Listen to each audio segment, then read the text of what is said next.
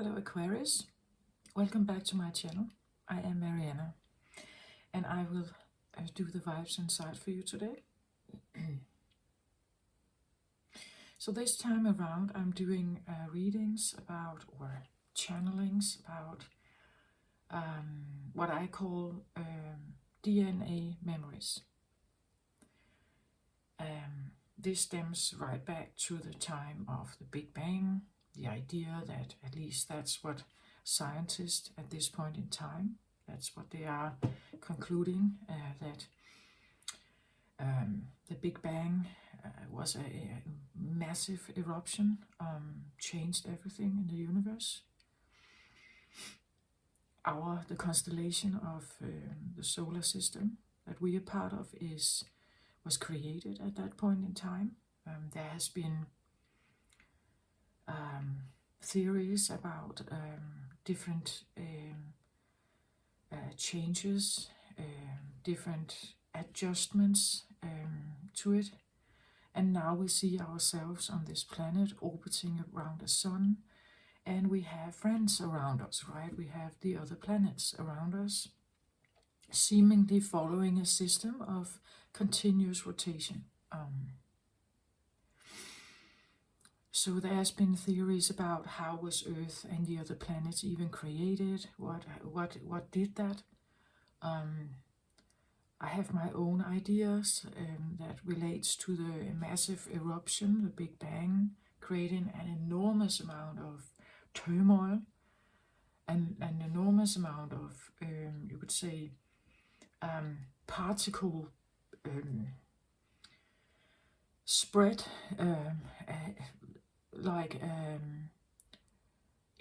an enormous amount of particles spreading, fluctuating in the space, eventually finding magnetic pull towards other particles, spinning with each other and eventually colliding. And in that way, it's like the more and more that collided,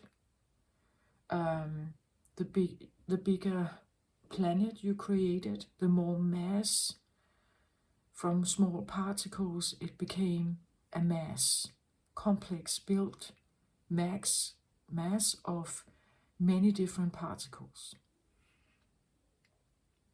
I understand Earth like that. I understand people like that.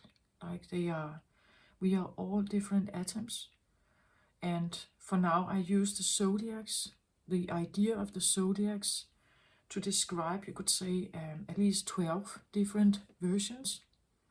And there can maybe be millions more, but well, we can comprehend that, right? So somehow now I'm trying to do this.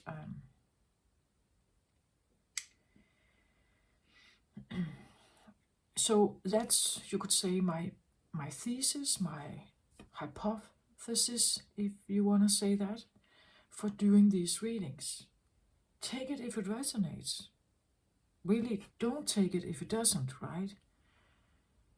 But if you are a thinker, and I believe Aquarians are thinkers, they are definitely air signs. The oldest air sign we talk about in the zodiac wheel, meaning that they have been around before, right? We say we start as the toddlers or the newborn as Aries, and then we go through an evolution time.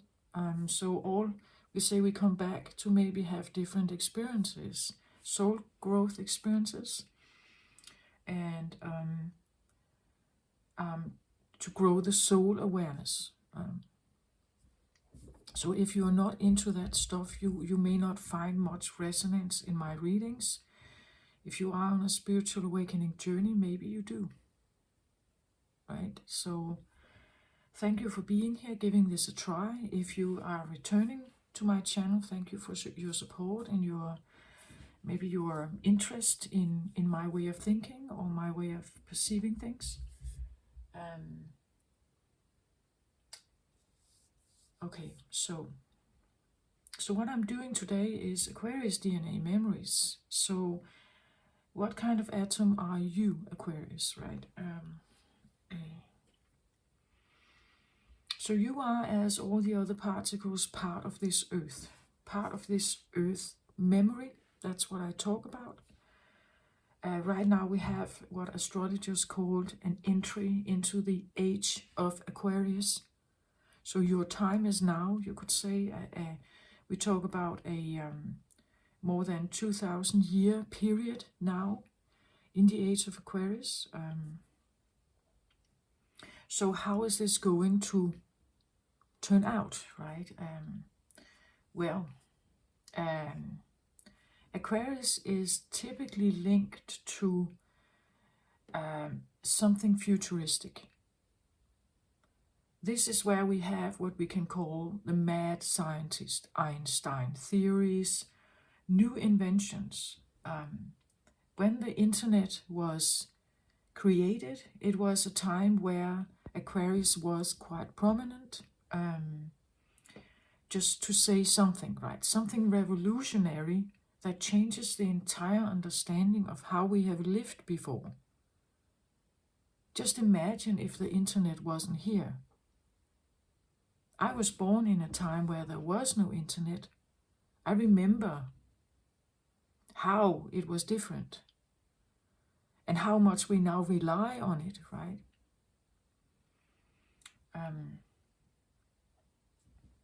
Aquarius energy has high frequency energies and can have low frequency energies, beautiful evolutionary ideas, and can also have more restricted, lower vibrational energies, as can all the other zodiac signs. So, you could say futuristic, right? Futuristic means that I talked about in the new moon readings that Aquarius are sometimes Aquarian sun placement is what I sometimes call a late bloomer, meaning that it takes them a while to figure out what they actually want to do with their lives, because again, they are the way they think, the way they what it is that they are wanting, you could say, to connect with or be, is maybe not here yet. Maybe they have to create it themselves, because it's seemingly not here yet. Elon Musk has a Mars Aquarius. Well, what he's doing is clearly something that hasn't been here before, or at least not in the way he creates it, right? You see, it's something like I believe it's, if an Aquarian is born into this world with that way of thinking, it connects with something that is of a different frequency than we have here, what is already here. So when people ask them when they are younger, what do you want to be when you grow up? Well, there may be a sort of direction. You could say maybe they're into math, typically big thinkers, right? Theory thinkers, physicists, mathematicians, scientists, things like that. We can have that here. Not only, right, but we can have it here. Thinking bigger thoughts for the evolution of mankind. That kind of thinking. But well, you can become an engineer, right? You can become a physicist. You can become an astronomer, right? You can go in certain directions that are here, educational directions, but the last bit, you have to figure that out yourself, because it's not here yet. It's not here yet. And that's what I believe with Aquarians. So when they grow up, they try to look for it. They try to look for it, but it's like it's not quite there. right? It's not quite there. Maybe a part of it is there, but then they will, maybe you could say, come across limitations. Limitations in the way, you could say, our brain functions in this dimension. There are limitations to the way a brain functions in this third, fourth D dimension. Because I believe Aquarians come from a higher dimensional energy. When they come in here, it's for evolution. But they forget about it, right? They forget it when they come here. So they feel separated, like most of us feel separated from something, separated from the thing they are supposed to become or be or change in the world or have an impact on. But it's again, you can come to a certain point, and then you may, as the third dimension is known for, lack boundaries or restriction, rejection, that now you can't go further, right? Your theories, your way of thinking becomes too abstract. People can't follow. Your family may not be able to follow, meaning that now you're no longer connected with the closest ones around you. There's no support. They can't follow. They can't give you or make you keep going. So I believe Aquarians can have this, they can go so far, and then it's like they can meet a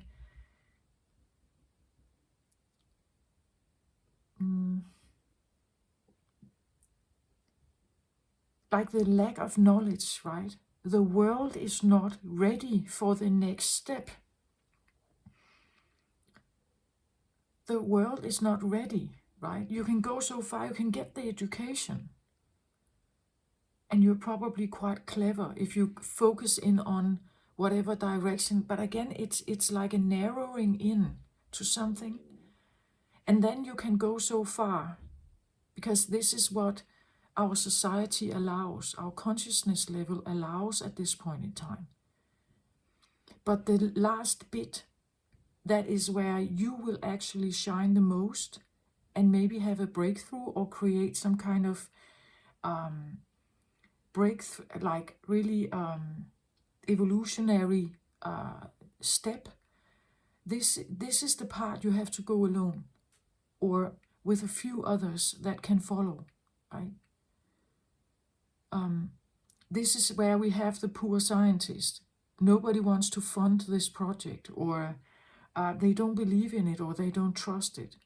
We can have a scientist like Stephen Hawking, who was for his entire life trying to create and prove the existence of black holes, and now we can actually see them, right? He was right. He was right.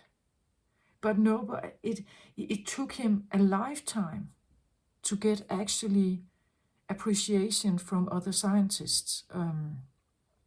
It took him a lifetime, but he trusted in some kind of voice. He trusted in something that told him that what I have here, what I feel, or what I tune into here is real. I have to go with it.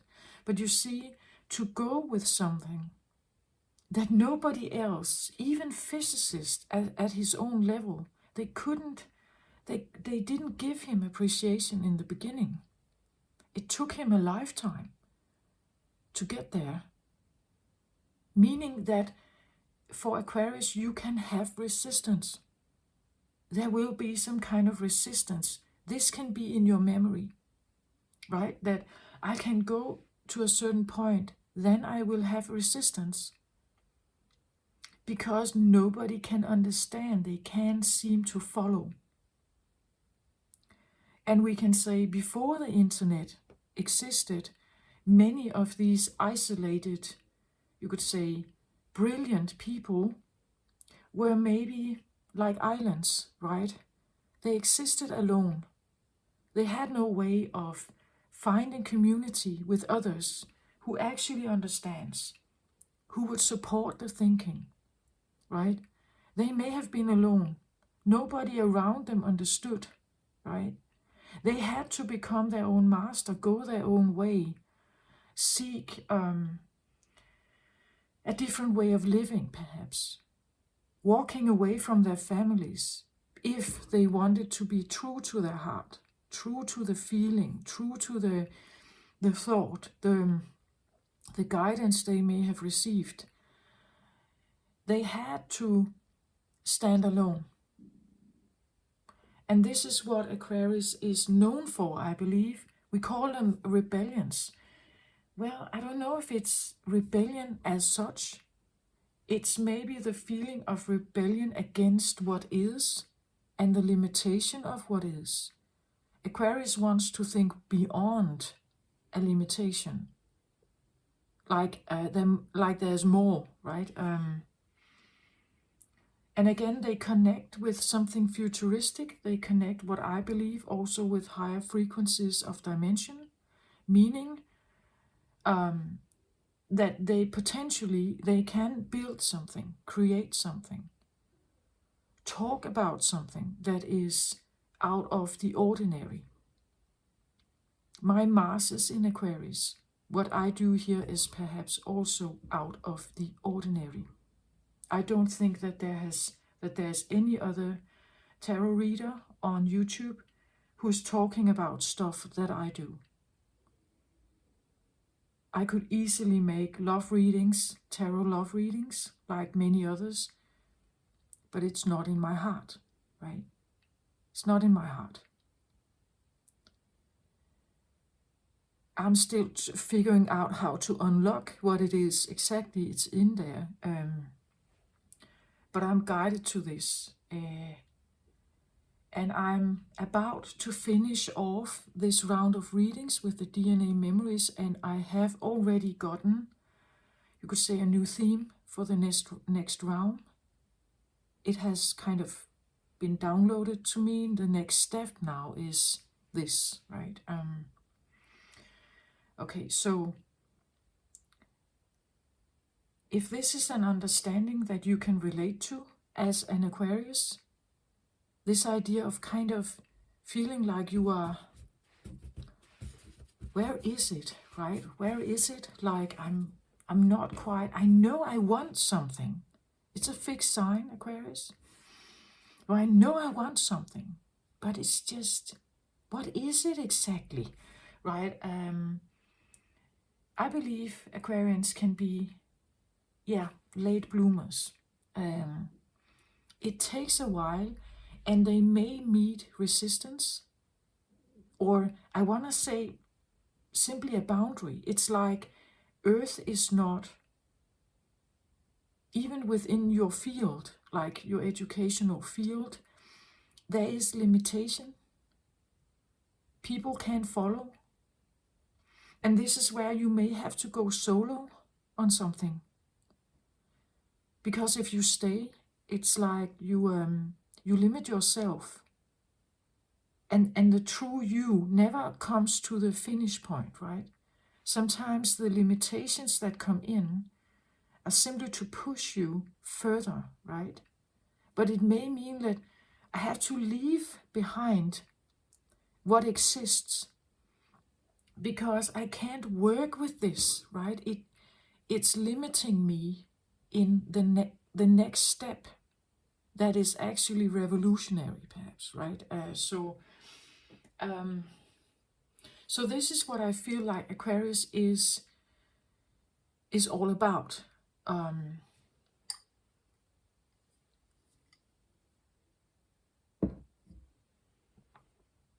In the new moon reading, I talk about Aquarius being, well, I guess there are differences, but how I see Aquarius is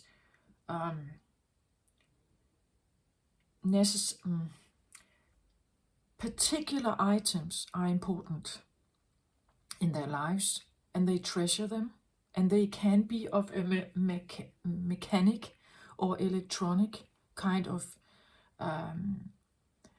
item, like their phone, their computer, other electronic devices. There is something about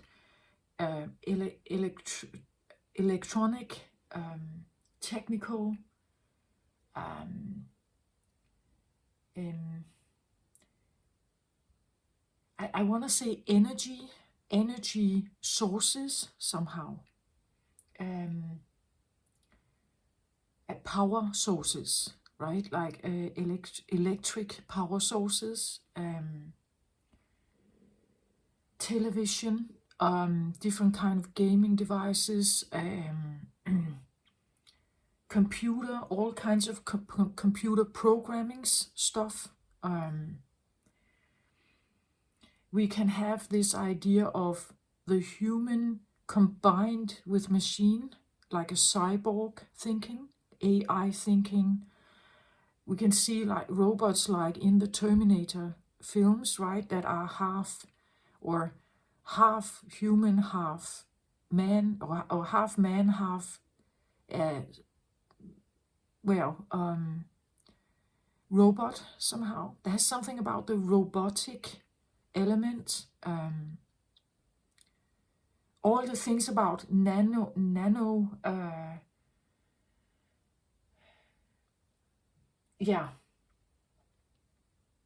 artificial intelligence, all this stuff. This is Aquarian, right? It's in that field, and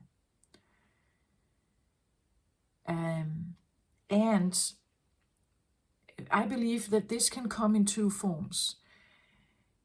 The AI idea is for the advancements of humans. Like we can activate a bigger way of thinking to create all kinds of things. The downside is that it can become a new regime. Like it can become a new regime with more clever cyborg people, you could say, advanced people, that can rule over humanity, the simple human, the flawed human brain, right? Where Aquarius would think that we can enhance the brain, we can heal it, we can take the parts out that don't function well, and we can make it supreme, right? Meaning that we are now changing the human existence into an advanced human existence.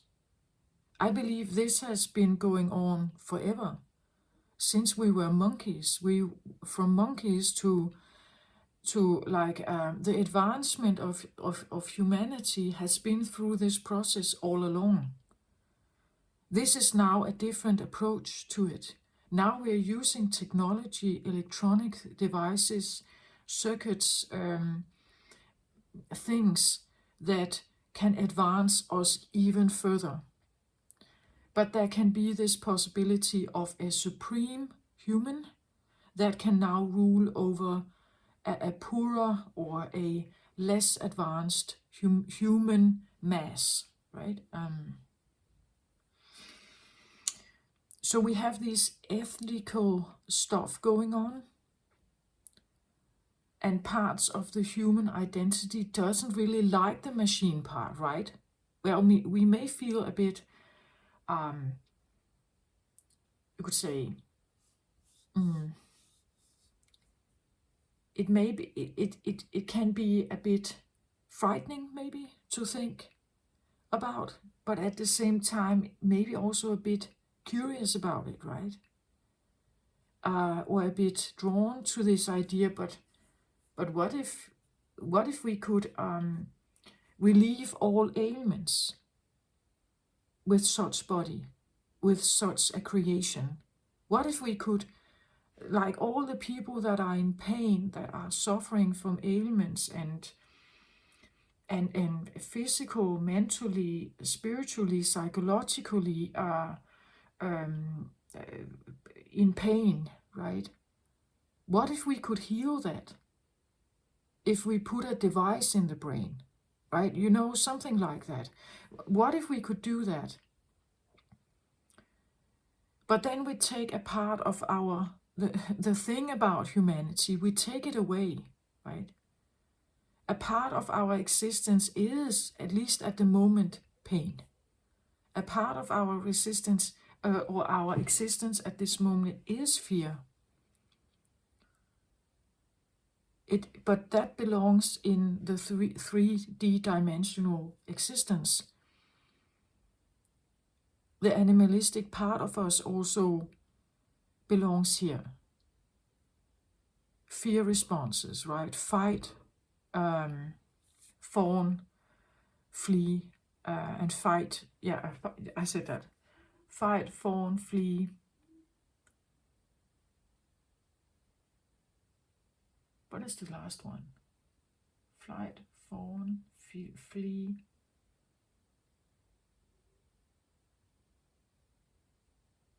Well, it may come to me. You know what I mean, right? That we have these responses, instinctual responses, and they come from, we could say, our biological creation, and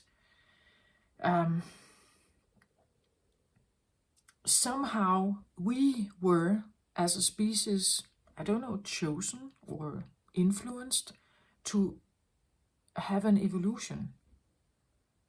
Our brain started to grow. But many other animals' brain are the same. It didn't change.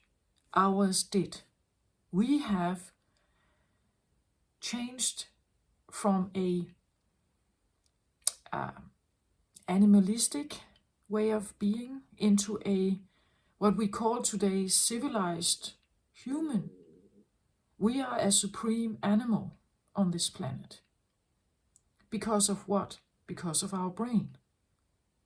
The way we think, the way we can create stuff, right?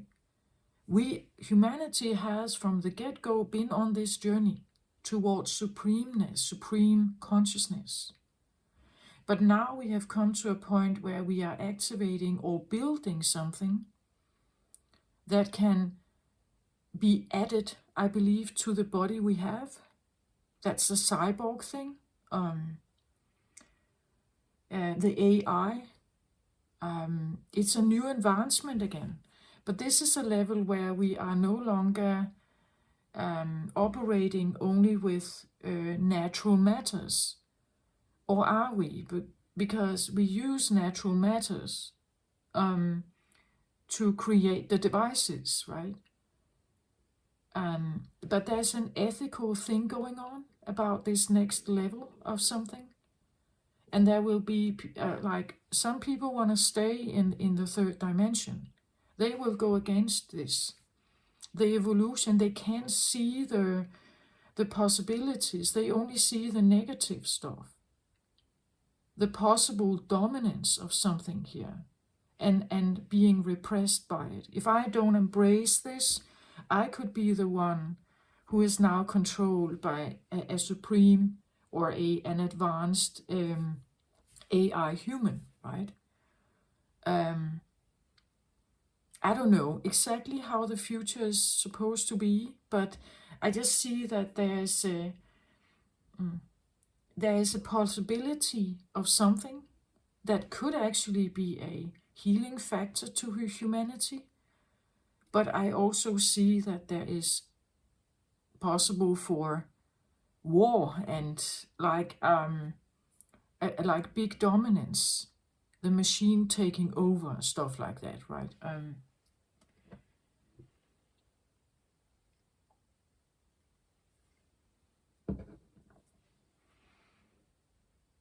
I see how power, people of power and money could invest in something like this and leaving the rest behind. I see all kinds of scenarios. We have been presented with some of this in movies also, right?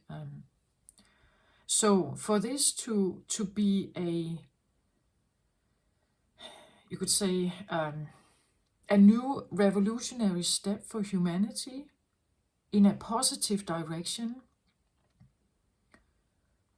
the intention behind the creations are very important, right? It has to come from a place of understanding and respect and really attempting to heal something. Otherwise, it could easily be rejected. It could easily be thrown out. Nobody wants to fund it unless they have really evil intentions, right? Of control, dominance, of power, more and more power, toxic masculinity, right? And all this stuff. So we are in a time right now where this can go either way, I want to say. There's a lot of toxic masculinity on Earth still. So balancing this is like a, well,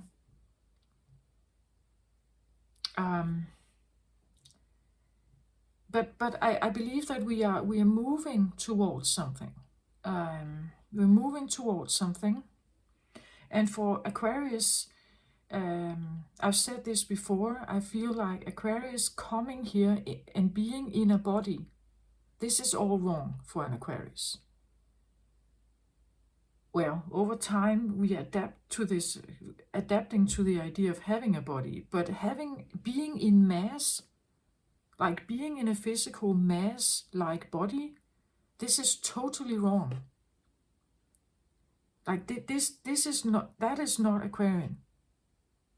Because I believe Aquarian are higher dimensional energies, futuristic, higher consciousness, and they are not in body. They are not in body. They are not. That's what I believe consciousness actually is. That eventually we are leaving the body behind. The idea of the physical form behind. It's an evolutionary step. We are moving towards some of this now. We are entering a phase of transformation now with the fourth dimension, and eventually reaching fifth dimension. At least that's what some people say, astrologers say, well, whatever you believe in, whatever you feel inside you, maybe. The point is that we are relieving trauma now from the body. The body is supposed to become lighter. Otherwise, it has a difficult time existing in 4D. If you carry a lot of pain, trauma, lack, lower vibrational, denser energies, you live in the third dimension. Meaning, the shift towards the fourth dimension will now become even harder for you to exist in it, right? Because you still carry all the stuff. The body is dense. It's heavy. So we are forced with a spiritual awakening into releasing some of all this old karmic stuff thing. It has to go. That's why I make these readings here. It has to go, right? Some of this stuff has to go. I don't think it's a choice. Mother has spoken. Earth has spoken. She said, no further. Now I'm changing, and you're changing with me.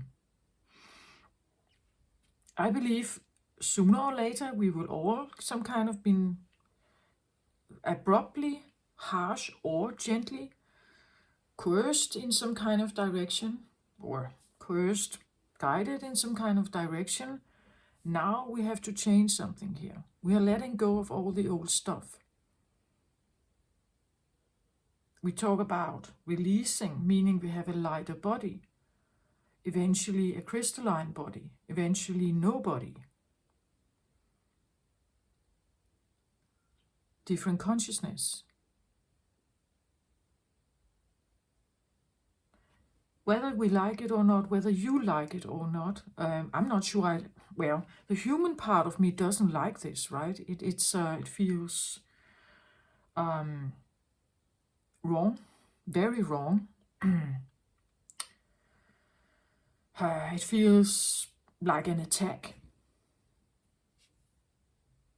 It feels like, what if this is not good at all?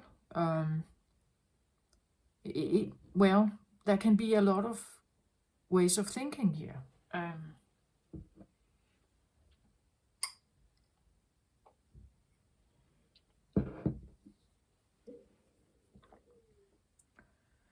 Well, and I can either go against it or I can choose to trust it, because I also have to look at the world as it is today.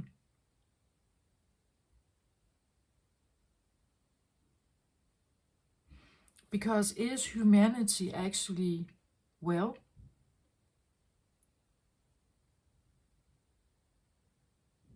Is humanity actually happy? We can have millionaires out there who are not happy, even though they can buy anything they want. You can have starving people around the world, people in war, even those who feel like they have a lot of power and can control others are not necessarily happy, right? So are we content with humanity? Is this a good state of being for us? Well, I don't think so. I think a lot could be done to make us all feel a bit better, right? More secure, more safe, having enough to eat, enough to get by, right? Enough to have a little more. But us also to feel, truly feel safe, to truly live a different life, an easier life perhaps, a more joyous life. For that to happen, something has to change. I hope you see my point of this. And it's something that it's not here now, right? It's futuristic, like it's not here now. How to make this huge change? Well, it takes maybe a little bit of work, right? It takes an effort. It also takes a perception shift. The power balance has to shift, right? Those in a lot of power must maybe be able to give something back, so that we are balancing the earth differently. We are balancing all of us if we consider ourselves as atoms. The atoms must balance in a different way. We could say that the polarity of the atoms need to shift a bit.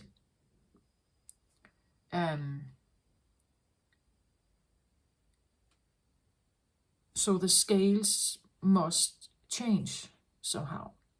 And this doesn't happen over time, and people will refuse it, right? Especially those in power. They will refuse it. They don't want to give anything up, right? And those who have nothing will start to rise up and, you could say, rebel against power regimes, right? There will come something. Something must arise. Something must come to the surface in either party to make this happen. So this is going to be a shift, an awakening shift in every atom here on Earth. Everyone. Eventually. Those who cannot deal, those souls who cannot deal with this, they are leaving Earth, meaning they are dying.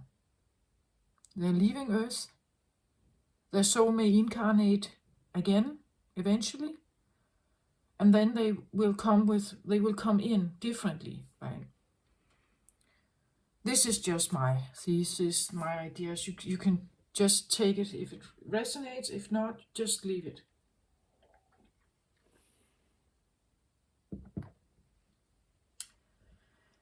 So, futuristic, sometimes ungrounded,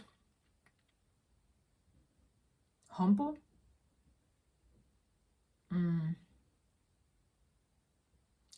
Well, some say that Aquarians are group-oriented. They think about the greater good of, or maybe greater bad. I have to put it out there, but greater, I say greater good. I hope that, right? Greater good of humanity. But again, we still have polarities, duality. So there is both ways, right?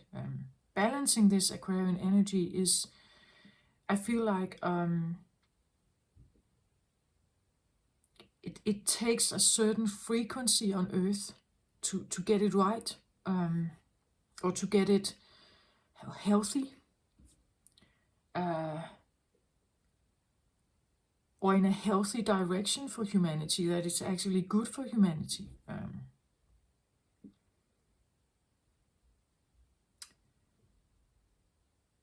I believe that Aquarians don't judge much. They actually are quite accepting of most people. It's actually maybe more the other way around, that people are not necessarily accepting of them.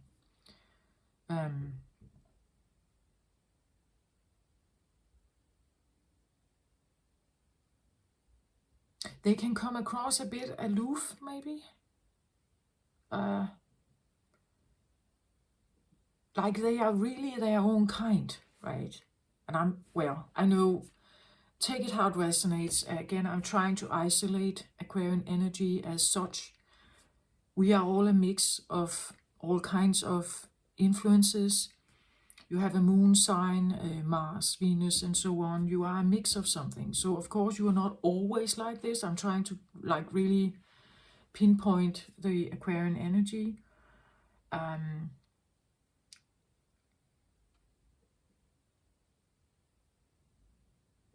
It's an energy that really, it strives for something that is, I want to say, they want to find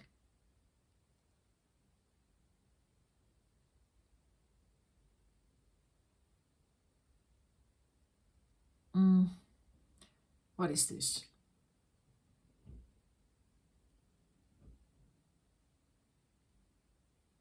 They want to find the right connection, something that feels right for them. And this is where they sometimes have to go solo on the last bit, where nobody understands. They have to trust the last bit, right? Okay.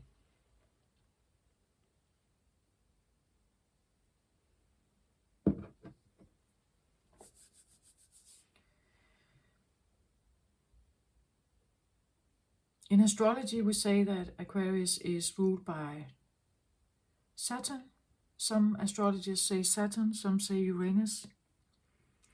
I touched upon this on the new moon reading also, but I can say it again. Saturn being the great teacher, Uranus being the great awakener. So awakener, it's maybe more easier to understand, like awakening something, again, maybe we haven't seen before. Awakening to something that is new.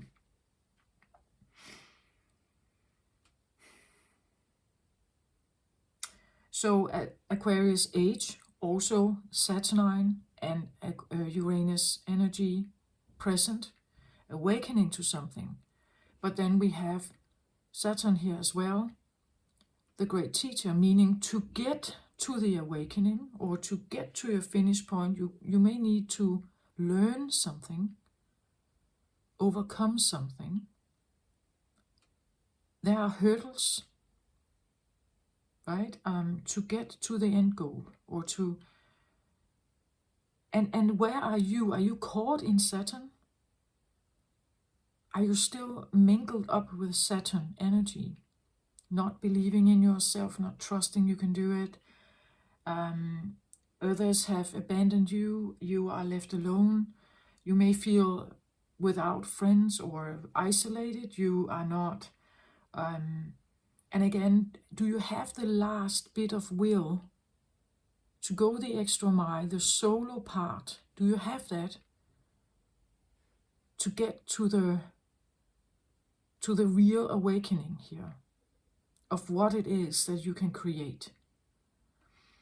This is also, I feel like, a part of the Aquarian energy. And as I said, to get to the awakening, we need to get through Saturn here.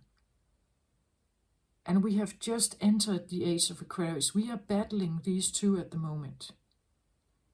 As I said, with the AI cyborg idea, we are battling between what can actually be tremendous and forthcoming for the human idea, us, as it seems the most advanced creature on Earth, and what is not, what could potentially ruin everything or take us another path, a different path.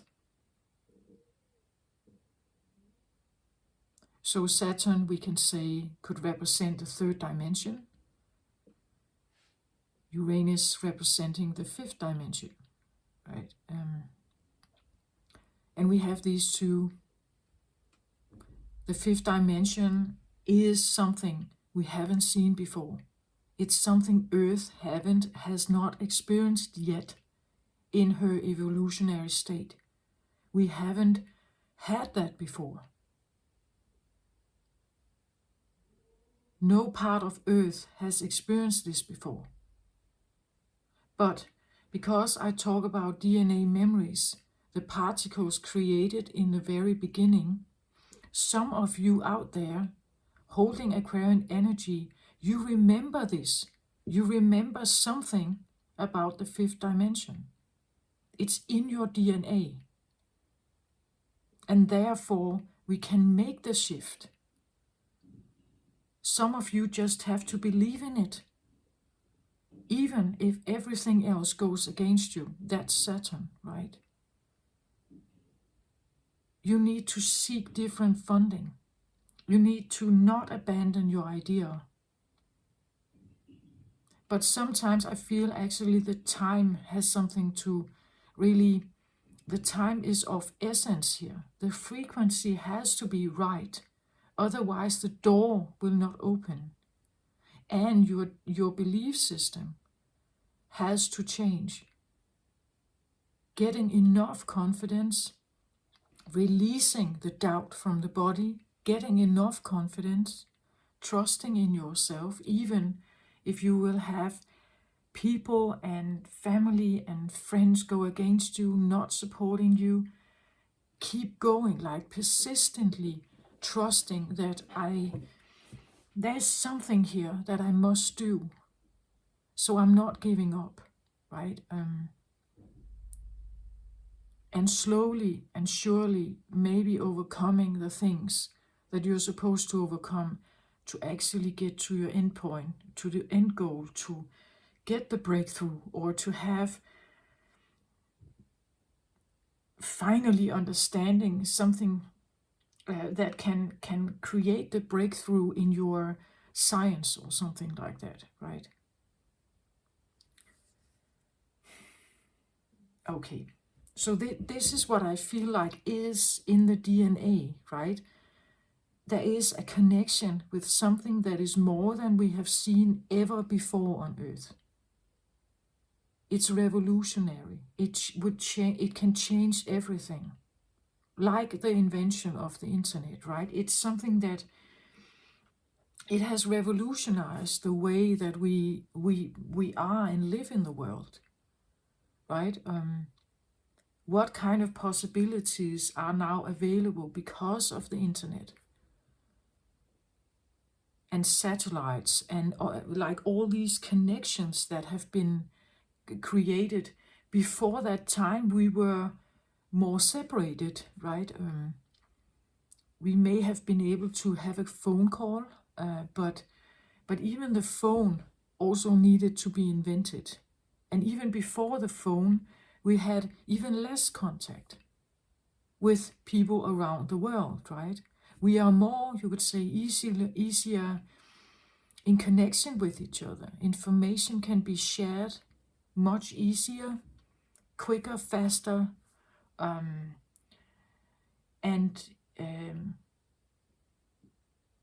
well, it's easier to get items and stuff like that. You see, the point is that it has been a revolutionary state all along. It's just the next part here is, it seems right now with the AI thing, the robotic part of revolution. Well, we are a bit cautious at the moment about this, I think. Even the scientists that are quite hooked into the idea of robotics and AI and stuff, even they are cautious, right? So it's a balancing act at the moment, I believe.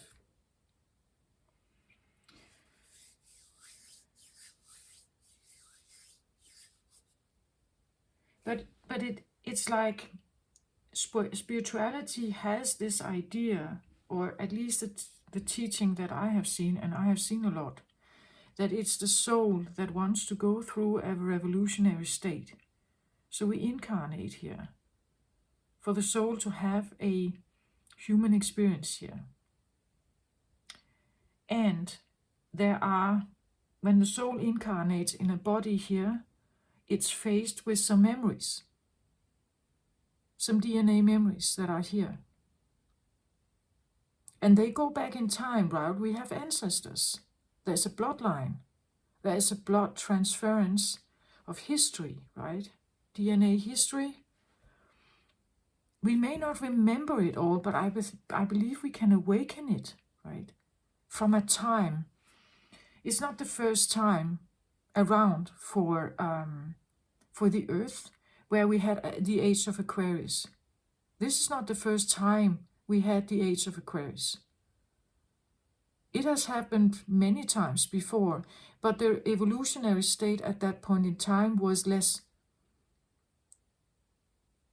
I'm pretty sure last time, and well, that must have been 12 times 2,000 years, about 24,000 years ago, there was an age of Aquarius, according to astrology, something like that, 25,000 years ago maybe. There was another age of Aquarius, but humans were maybe not even created at that point in time, right? It's further back. Or at least if we were, how evolved were we? Were we monkeys at that point in time? Maybe the age at that point was about our brain. It was simply about creating some kind of possibility for the brain to grow. So Aquarian energy can work with what it has. What's available, I work with. And then I go the extra mile, if I'm brave enough, if I trust in myself, if I'm not giving up. This is why we have someone like Elon Musk, like he's not giving up on his idea. So he kind of figured out, how can I do this even though nobody believes in me and thinks I'm crazy, right? I'm not saying he is perfect in that way. I'm just saying he's an example of this. Okay? So let's get some cards out here for your DNA memory. I believe we are talking about futuristic stuff. We are talking about something that is, I'm not even sure I should take this because this is Isis. I usually take them as overall energy, but this is old Egyptian myth. This is ancient. Well, maybe I should. Again, ancient. You can link with something, right? No, doesn't feel right. I feel like I want to take my Gaia Oracle here. This one. It's a rather long time ago since I have taken it out. Again, I'm talking about an age where we are evolving and creating something that hasn't been here before. It hasn't been here before.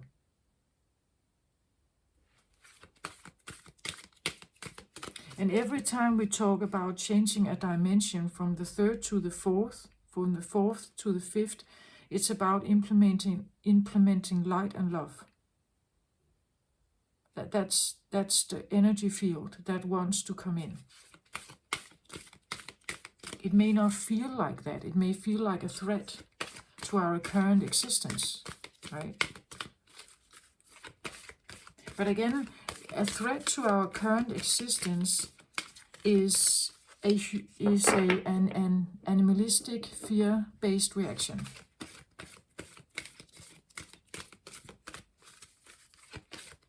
And that's the thing that the human is going through at the moment. The brain wants to evolve into a higher vibrational state. But the body, and the brain is a part of the body, is still in form. We are still, you could say, an animal. We have organs, right? We walk the earth. We're not like time traveling. We are not beaming around, like beam me up, Scotty. We don't have that ability. We still travel and walk the earth like other animals do. We don't have that consciousness yet, right? We are on the evolution towards it, but in a certain way, maybe we are still young. Our evolutionary state is still young. We are maybe like toddlers. We are still more concerned about fighting each other than actually growing and becoming evolved. We are concerned with the little ego and the fear-based tendencies that is in an animalistic existence. The biological imprint from the animalistic part of us is very much active still. And every time we want to change that into something that is different, it feels unfamiliar, it feels wrong, it feels bad. Even though we could cure diseases, even though we could potentially relieve all pain, right? We are battling this. And I believe Aquarians are very much aware of this. As I said, they don't like the body.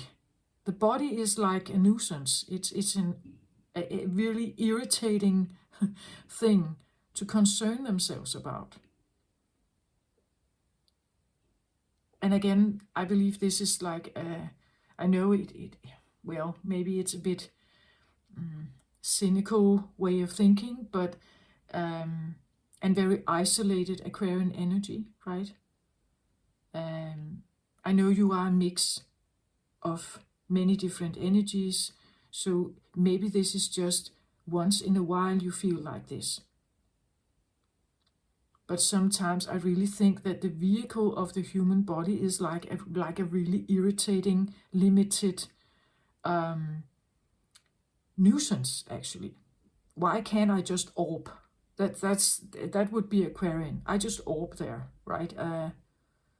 I use my brain, I orb, I think myself into a new location, and I'm there, right? Why do I? This is limiting to be here. There are so many limitations, and it can break. The human body can break. Bones, you can be killed. Where Aquarian energy is high vibrational, it's very in tune with the soul. The soul is supposed to be eternal. There is no life threat here, but here there is. So I believe that Aquarians are faced with this. They are faced with these two parts of themselves when they are here in a human existence. And again, most of us have Aquarian energy somewhere in our chart, more or less prominent, meaning that you may feel this from time to time, right? Maybe it's very obvious, very annoying. If you are an Aquarian sun, I believe this is very annoying, very irritating, very limiting. I could just orb there, right? That would be Aquarian thinking. I just beam myself there.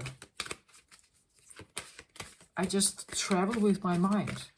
I create things with my mind. My consciousness allows me to manifest with my mind. But that's not how we see it on Earth. At least not yet.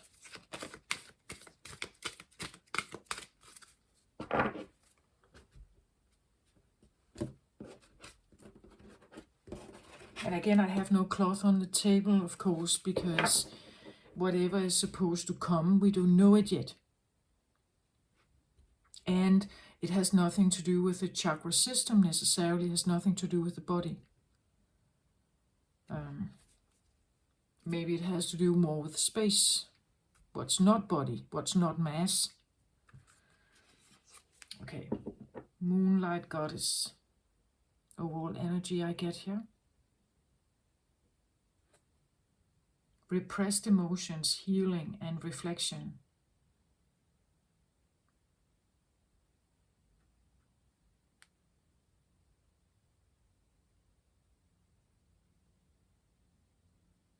It's like how it comes through here is like this goddess is born out of, well, the moonlight. She's born out of something where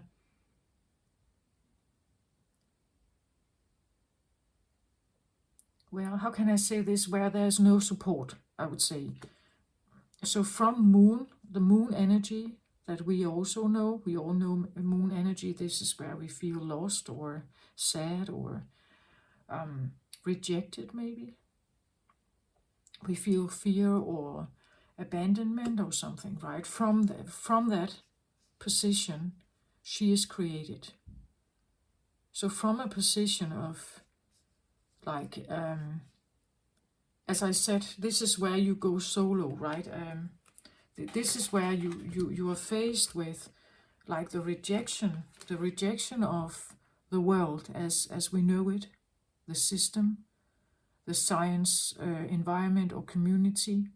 This is where your fellow scientist colleagues can no longer follow, right? This is where you're part of a thinking tank, but your thoughts are so far out there, nobody wants to fund that project.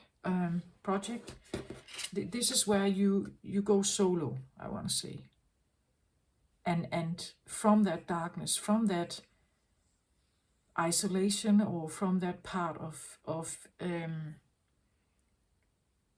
nothingness, you could say, like no support, nothing, no money, no funding, no trust, like there's no trust here in you and what you want to bring. You create the goddess, right? You come forth as someone who you're fighting Saturn here, right? You're coming forth and awakening Uranus in you here. But you have to go through that moonlight, right? It's a dark period in your life where you feel like nothing is supporting you, perhaps. And you can get stuck here, of course. You can submit to it, get an ordinary job, get by, and never come to some other kind of finish line. Or you can embrace what this means, your greatest fears. What if my plan doesn't work? What if the idea that I have is a flop? What if I actually get it make the product, but nobody wants to buy it? There's no demand for it. What if I am ruining myself? I put all my money into this project and I actually develop something amazing, at least in my own eyes, but nobody gets it, right? They don't, you know, it could be something like you create something, but it's only in the next century that people actually would appreciate it. Like, you know, like old painters or writers, that their success is not seen now. The benefit of this is not seen now. It's seen in 100 years or so, right? Something like that. And that may also be a disappointment because you still have bills to pay, right? You need money or food on the table, right? So getting to the goddess here is a travel through the moonlight. And that's what I feel like Aquarians are doing. They are traveling through the moonlight to become the goddess or the creator they are. At the bottom of the deck, I get hidden path. Exactly. The path is hidden, right? It's not available to you from the get-go because it's not here yet. It's not here yet. Here we see the ankh in the middle. I see this a little bit like a needle eye that you have to go through. But to go through that needle eye, to figure it out, to become the goddess here, to take the chance, to stay with your beliefs here. It's like you need the ankh, and the ankh is supposed to be an ancient symbol of the key, right? So it's like finding the key or the right approach, maybe the funding or whatever. There is something here that is like a keyhole that you have to go through. And that keyhole here and the key that you need to find can be in the moonlight, right? That you have to somehow open the door, going through something, learning something here, to have the ability to open up to this path. This is the underlying energy as a driver. So it could be that you have this feeling of something hidden in front of you, but you can't seem to like grasp it. It's not clear yet, right? Something like that.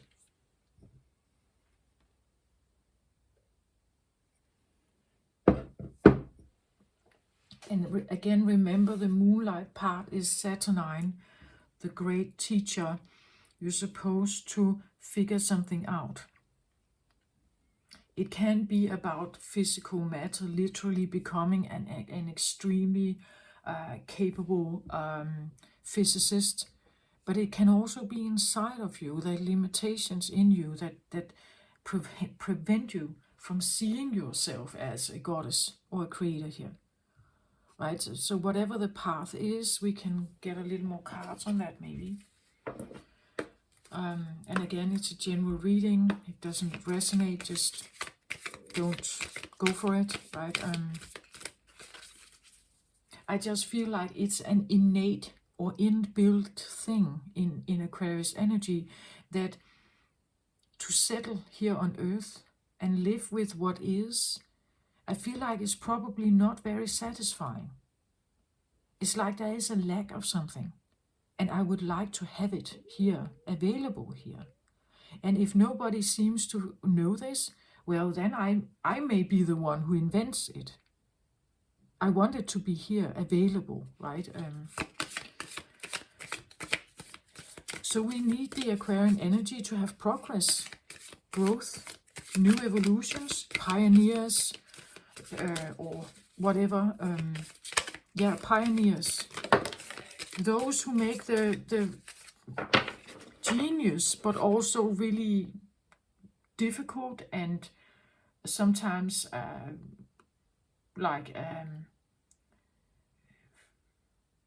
projects or processes. The evolution of the light ball, right? Someone had to be crazy enough to try, right? there can be this feeling of being a bit crazy, needing to be the crazy scientist, or because that's the only way. Okay, the Hierophant. The Hierophant, for me, now this comes across as trusting that there's more, right? Trusting in your higher guidance, but also seeing yourself as, well, some would say, now I get prophet. I don't know if that's the right word, but this idea that there's a message, there's something to be found that is of a otherworldly nature. It's not here yet, right? An otherworldly nature. It's not seen, known, witnessed, proved before. And to go that road, you really have to trust in it, right? You really have to be committed to this and not give up. Maybe you need to become your own Hierophant here. Really stand alone and go for what it is that you want. Otherwise, it will settle down. It will not become what you thought.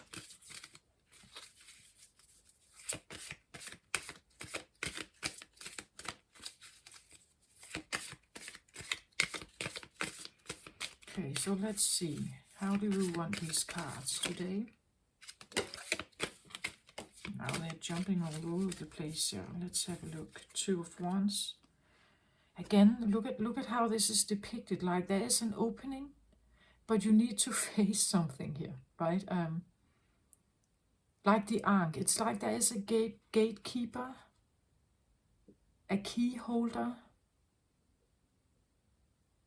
And now, and I actually had the, you see, it's like the path is right there. And look at how the sunshine is shining on it, right? You should just go that path. But it's like there is a gatekeeper, a key holder, with the Ankh also here, right? Like that, like there is the sunshine is here, right? The sun is here. There is a gate. And then you just have to go there, right? But it's like there is something that acts as a key holder, a gatekeeper, a riddle master, something like that, right? It's like you have to pass something, pass a test, solve a riddle. Do you get my point? Something like that. And you're standing here, right? Because I would rather just go there. But it's like something is... It can feel a little bit like there is an obstacle in a way here. And it's because there's something to be solved, something to be understood. Tower reversed here.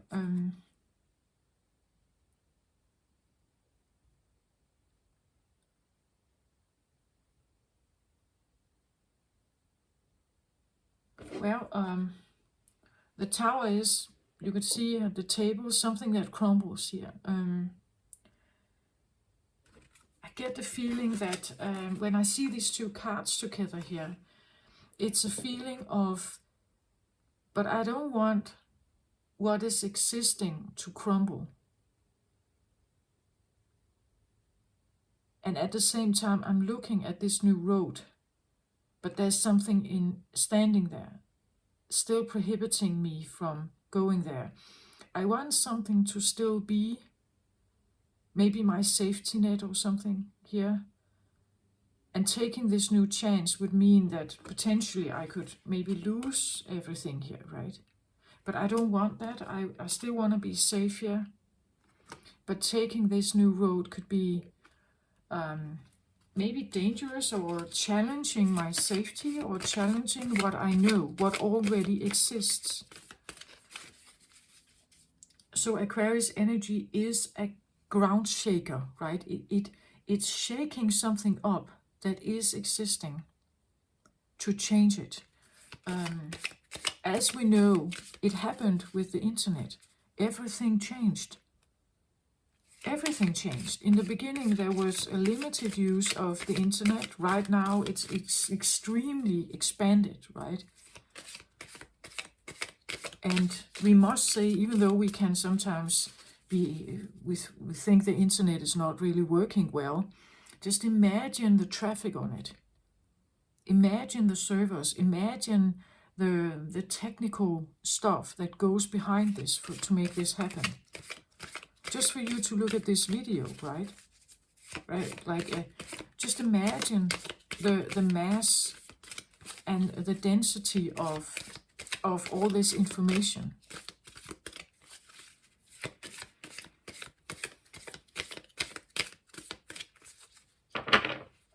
Okay, let's have a look at this. So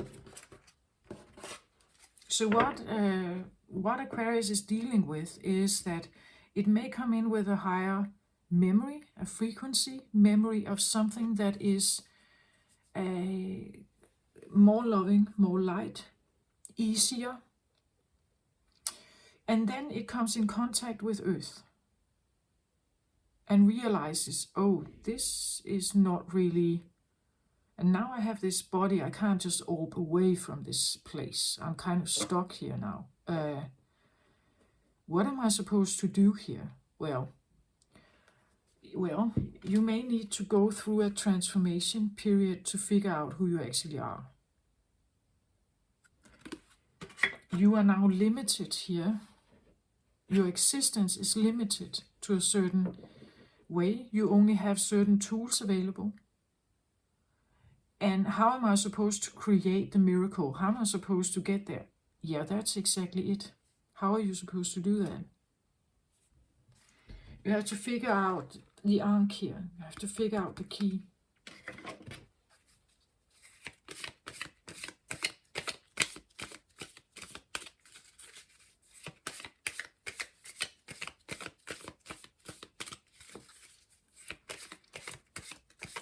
And nobody can give you that key because they don't have it either, right?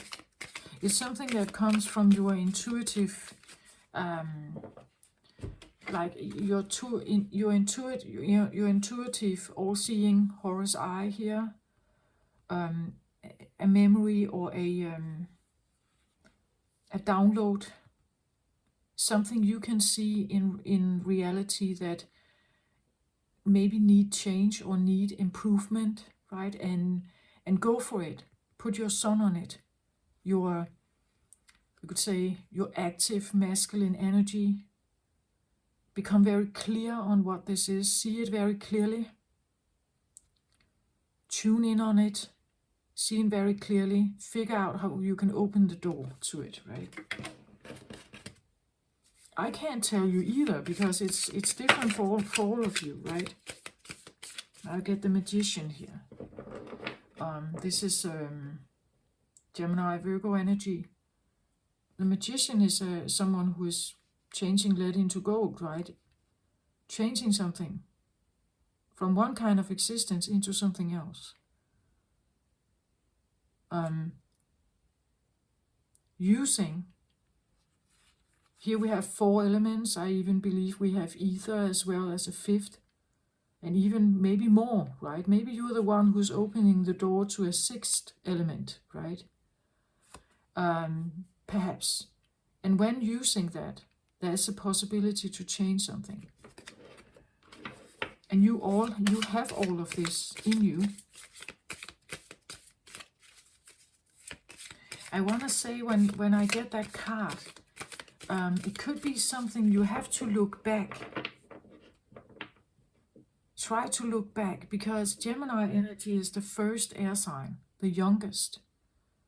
Maybe looking back, something you liked to do when you were a child, or something you were obsessed about when you were younger, when you were still just a young child.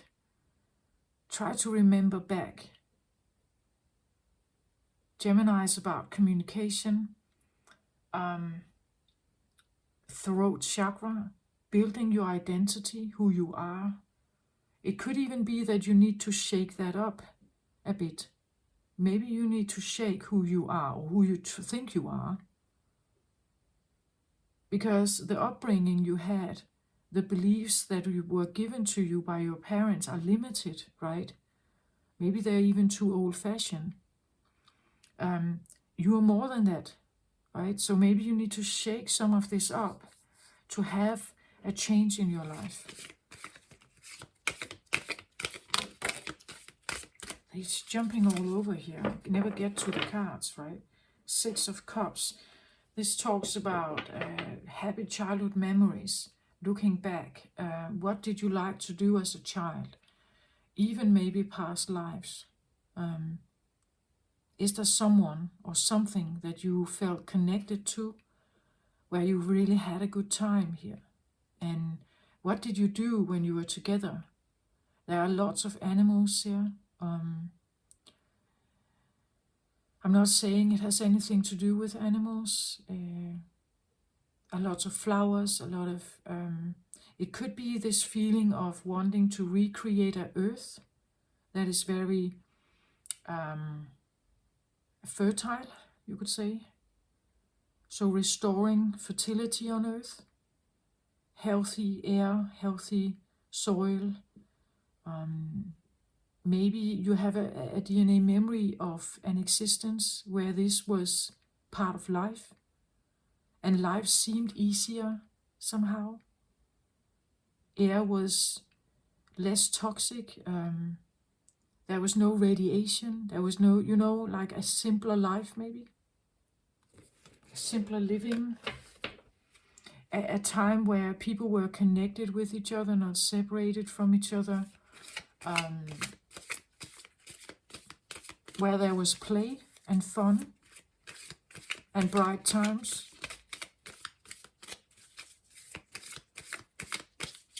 So, okay, let's have a look. I feel like it's now.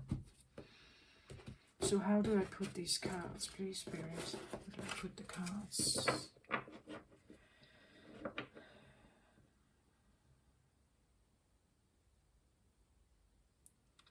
I hear the number 5. 5, 5, 5, 5, 5. I just see 5, 5, 5, 5. I don't know if that means something to you. 5 years old, maybe 5 years ago. Maybe you were born on the 5 lifetimes ago.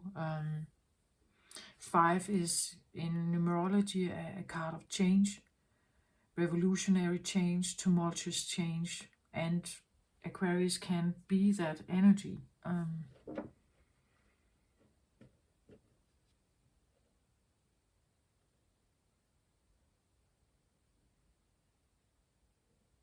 How do you want me to put the cards, please, here for Aquarius?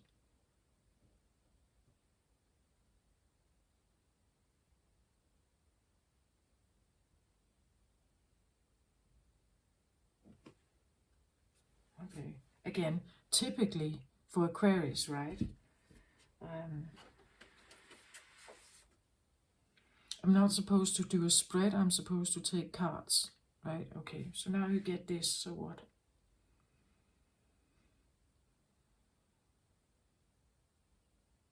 This is typical, right? A different approach to something. Not following the rules, doing something out of the ordinary, taking the Gaia Oracle, like really just thinking outside of the box. That's typical Aquarius, right? Okay, so what do I get here?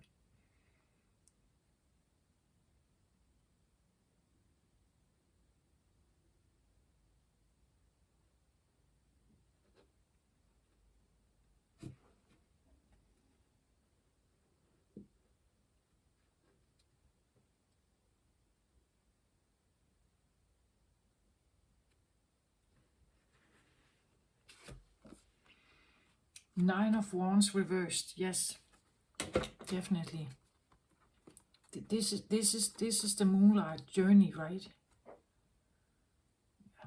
overcoming hurdles here. It's reversed, thank God. Nine of Wands means that you can get trapped in a battle and be bruised and never get up again. Never believe in yourself, always feeling that you are, that someone is after you or someone is fighting you or something. And look at him, he's on his knees here. This fight is very exhausting.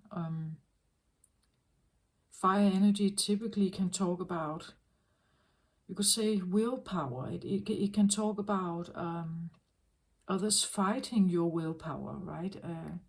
And you're holding on to yours. And then you have 8 in the background here. 8 of Wands can talk about back and forth communication. Sometimes we talk about that it could be passionate. I say that it can also be cruel, because fire energy can be aggressive, it can be hurtful, it can be domineering, it can be passionate, it can be wild, it can be out of control. But you're holding on to yours, right? Even turning your back to others here. The other ones are behind you. And then it's even reversed. So what I say with this is like it's extremely important to overcome any kind of criticism or active opposition against you, right? Something that can put you to your knees and hold you back. Get yourself out of there. Walk away from it.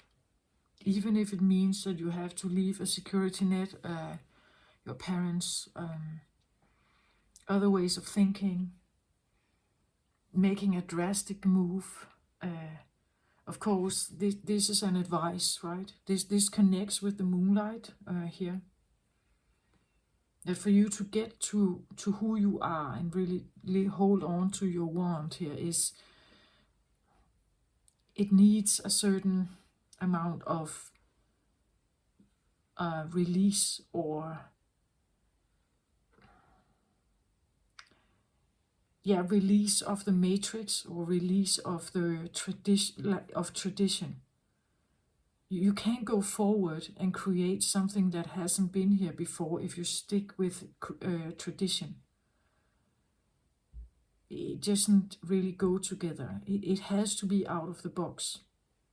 So get yourself out of that box here, right? I actually want to put it up here. I think that it really much resembles the journey here, that you can't stay in the same box and expect something new to happen. Okay, can we get a little more here on this?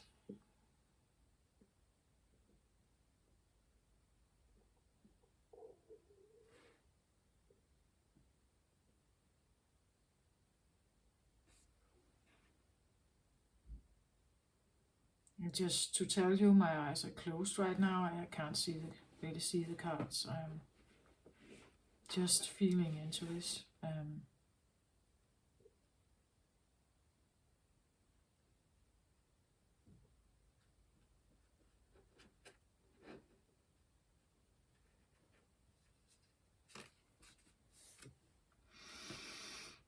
Two of Swords reversed. Yes, exactly.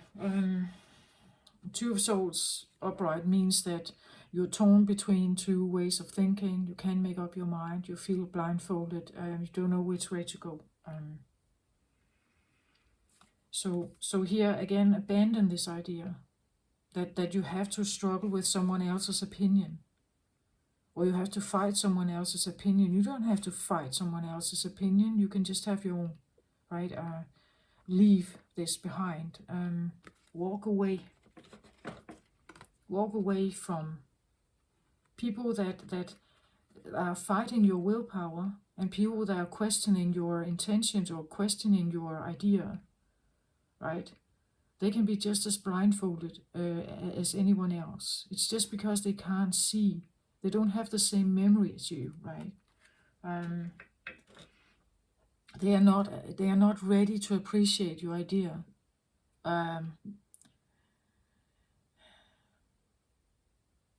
So here we talk about like walking away from the idea of being confused. You can also say of being confused, because, and that makes sense, right? For an Aquarian being on Earth, what you can see, you can't find who you are here. It's not here yet. Not really. Part of it may be, and you may feel some of it is old-fashioned. Just the idea of the body is, you can't orb, right? That's just, it's like, I'm put in an ancient time. That feeling, I'm put in an ancient time, and I only have very limited tools. It's like the feeling that I lack tools here. This is a primitive world. That could also be the feeling. This is a primitive world. I don't have the same tools. It seems like the consciousness, the knowing, the theories here are limited. What I'm facing is constantly people that they don't see the vision that I have, or they don't see or remember or want to be part of, want to buy into the things that I want, the things that I hold on to, the things that mean something to me. And you have to let it go, right? This idea that people are not agreeing with you. Again, you don't become a mad scientist like Einstein or something when you agree with others all the time. You have to go with what it is that that really feels right to you, right? Because others can't see it. As I say, maybe the value of your work is not seen yet. Maybe it's seen in 50 years or 100 years or something like that, right? But you may still have been an active partner here on Earth, an active energy here on Earth, making some kind of change. And that is important for the Earth growth. The ego in you will say, yeah, but I want to earn money, right? I want to have the luxury. I want to be famous, or I want to, and I can't promise you that, right? I can just say that it seems like there's a need to really abandon whatever could hold you back here, and trust that you can find this key here, right? Can we have a little more about the Ankh, please? What does the Ankh here in the needle hole, what does it represent? Can I have a card on that, please? If possible, just can you give me, again, it can be something that is not available here yet, but can you give me an inkling of something?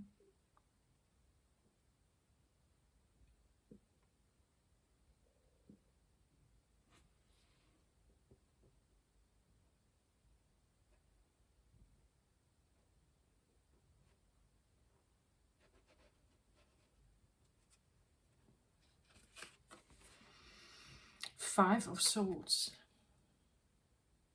So the gateway, the key, or the key holder, the gatekeeper, that is keeping you from walking or going through the needle hole here, has to do with Five of Swords. Now we have the 5 here.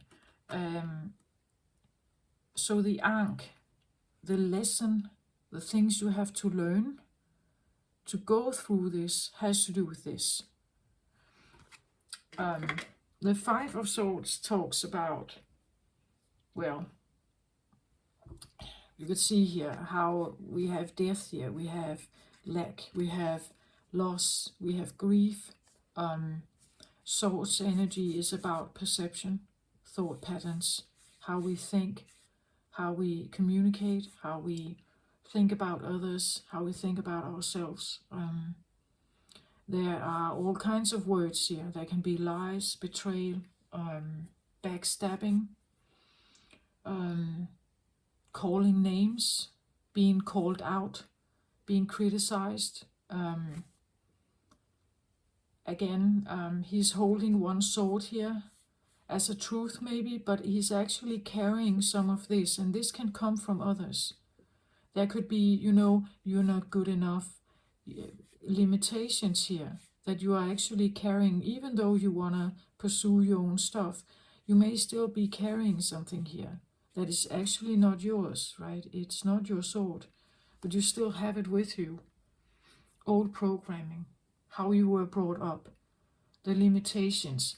We don't have that kind of money. You are not that capable. You don't have those resources. This can never be.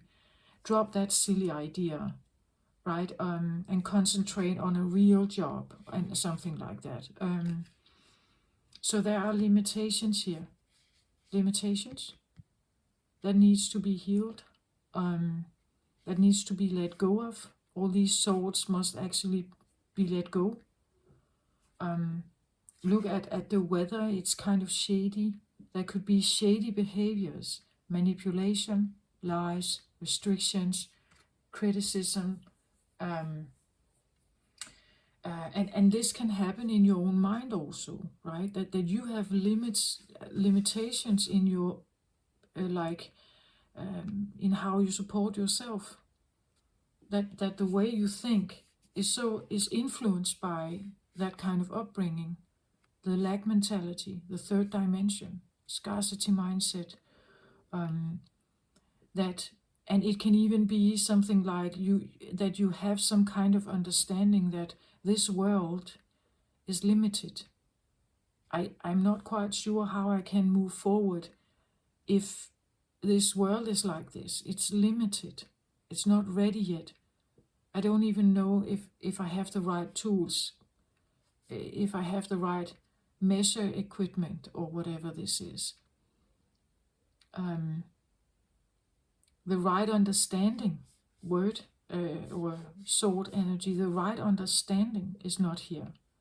The brains are not evolved enough yet to understand my thought pattern here, or what it is that I want to try to do.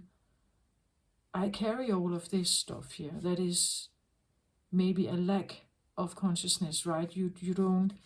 It acts a bit like a heaviness to your ability to see clearly, think clearly.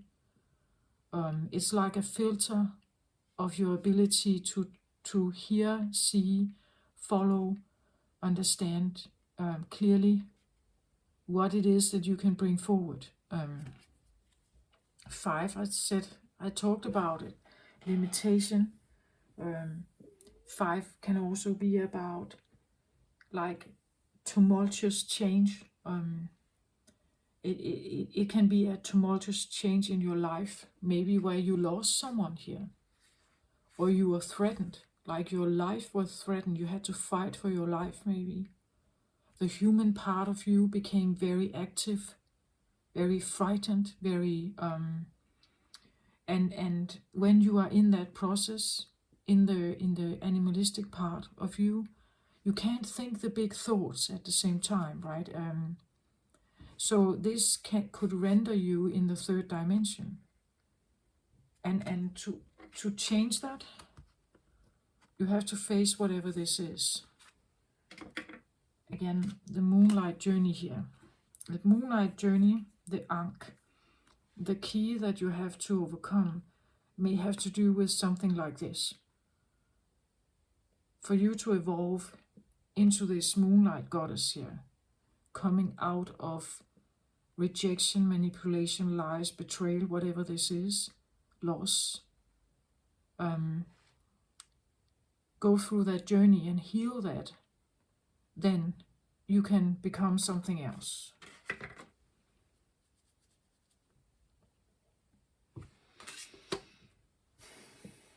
Okay, is there something else here that can be said about this? I actually feel like I have already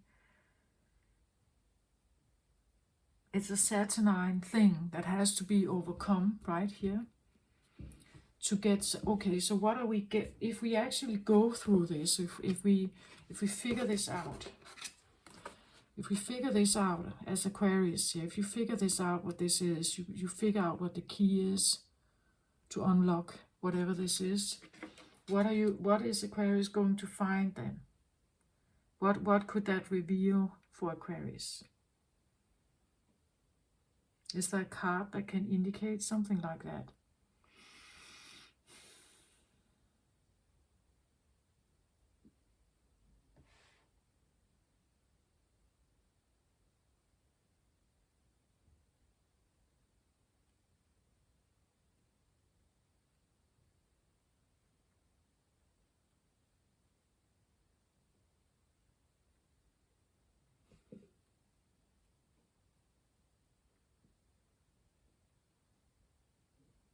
Ah, it's like it's here almost. It's in this region. Again, this idea that it's not here yet, or we haven't figured it out yet.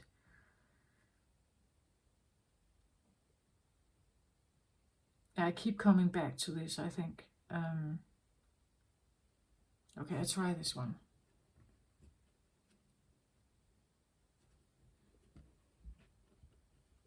I think it should be this one. Yeah, I think. 8 of Wands. I talked about the 8 of Wands here as a back and forth passionate communication, but again, it can be aggressive also. Fire energy can be anything. Here we now have the 8 of Wands.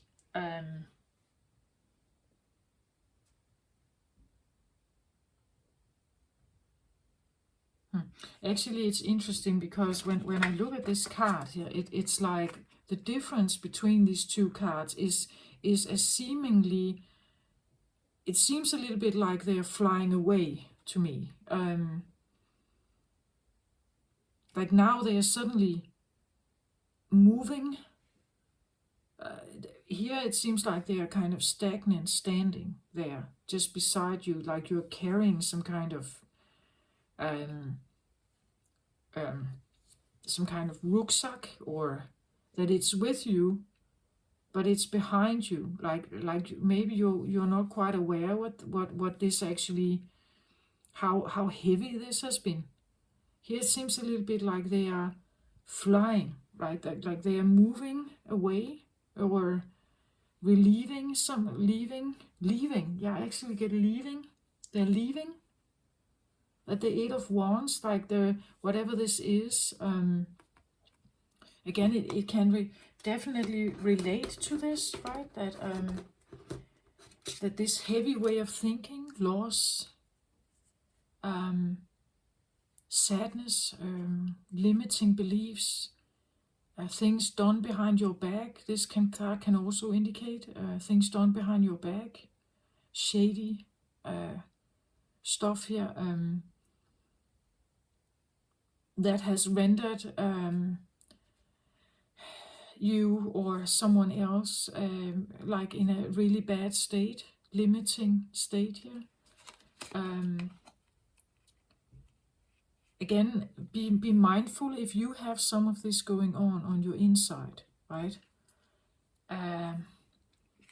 But again, it may come that these go together, like the pressure of something here that seems like it's almost like it has been following you, like on the back. Like maybe you haven't been aware of how much something has influenced you. You're keeping to your wand here, but maybe there's actually a weight here of, I get willpower, like someone else's, maybe other people's willpower that is kind of poking at you, and you have been carrying this, right? And it has influenced your choices, your way of thinking. But it actually comes across a little bit like when walking through when figuring out what this is, releasing it, you open the gate here. And when you open the gate, it may feel like something is releasing and the sun is returning. Like they are flying away or something. And when they are flying away, we'll have the bright, beautiful sky, right? That darkness is lifting and the bright, beautiful sun is coming back. The sun is coming back. And for those of you who are Aquarian suns, it's your sun. Meaning that the way you think could become clearer. It feels a little bit like clearing up your environment, maybe. Like if you let people go in your life, or you let some kind of burdens go in your life, something will become clearer here. I get a feeling of like something lifts, that something becomes more clear and easy here. Like a weight is lifted off your shoulder. I want to put it over here with the arc here, right? Again, look at this idea of the sun, right? That something, if this represents something like other people's, like communication with other people, that's usually how it's seen, passionate communication with someone, back and forth. But actually, I don't think it's back and forth. It feels a little bit like it's only one direction. There's not one coming back here. It seems like it's only in one direction. So it could be the feeling of having engaged with people that are only interested in one-way communication, like only their way, maybe, right? Only their way and not your way. And that could have felt a bit like the block, that you can go to here, but then you meet the block, right? That people have only interest in their pushing their will forward. They're not willing to actually listening to, like you could say, back and forth communication, right? A cooperation or something like that. And it could be that this seems a little bit like this is lifting, this is disappearing. So you stand now with the wand you have here, your own willpower, and then having the opportunity to really work with your sun here, manifest from that position.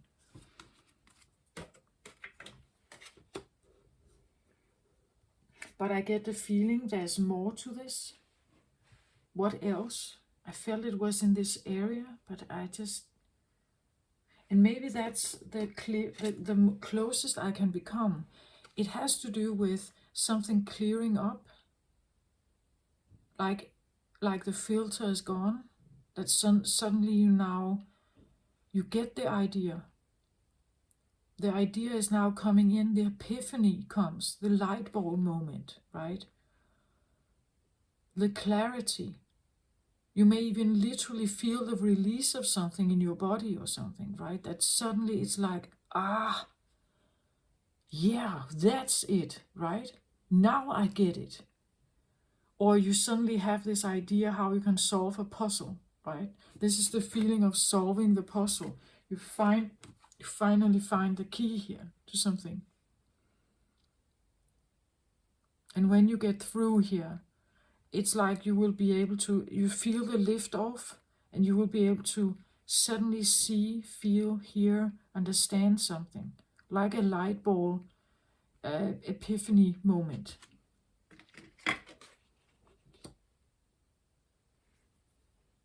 But you need to go through the Saturnine energy. That's to have the Great Awakening. Well, here, to have the Great Awakening, you have to release something. Again, send it, right? Send it away from you. That feeling. Is there anything else here for Aquarius, please?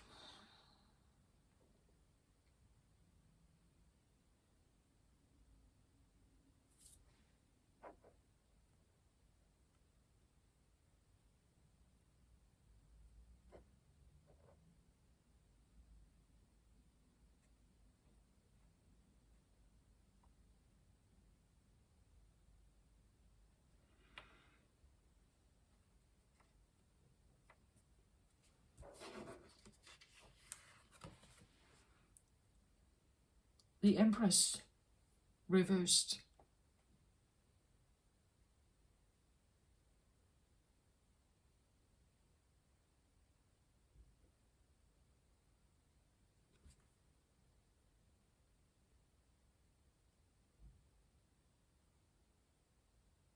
Yeah, makes sense.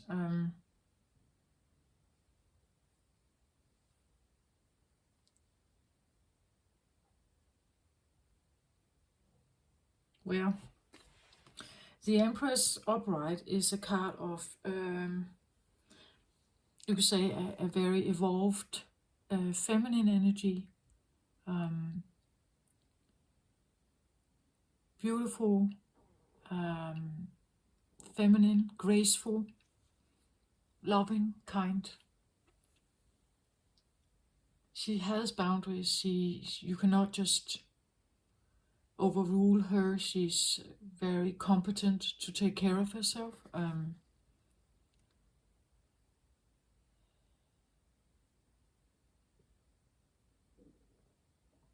She stands her ground. She's in tune with a very beautiful existence.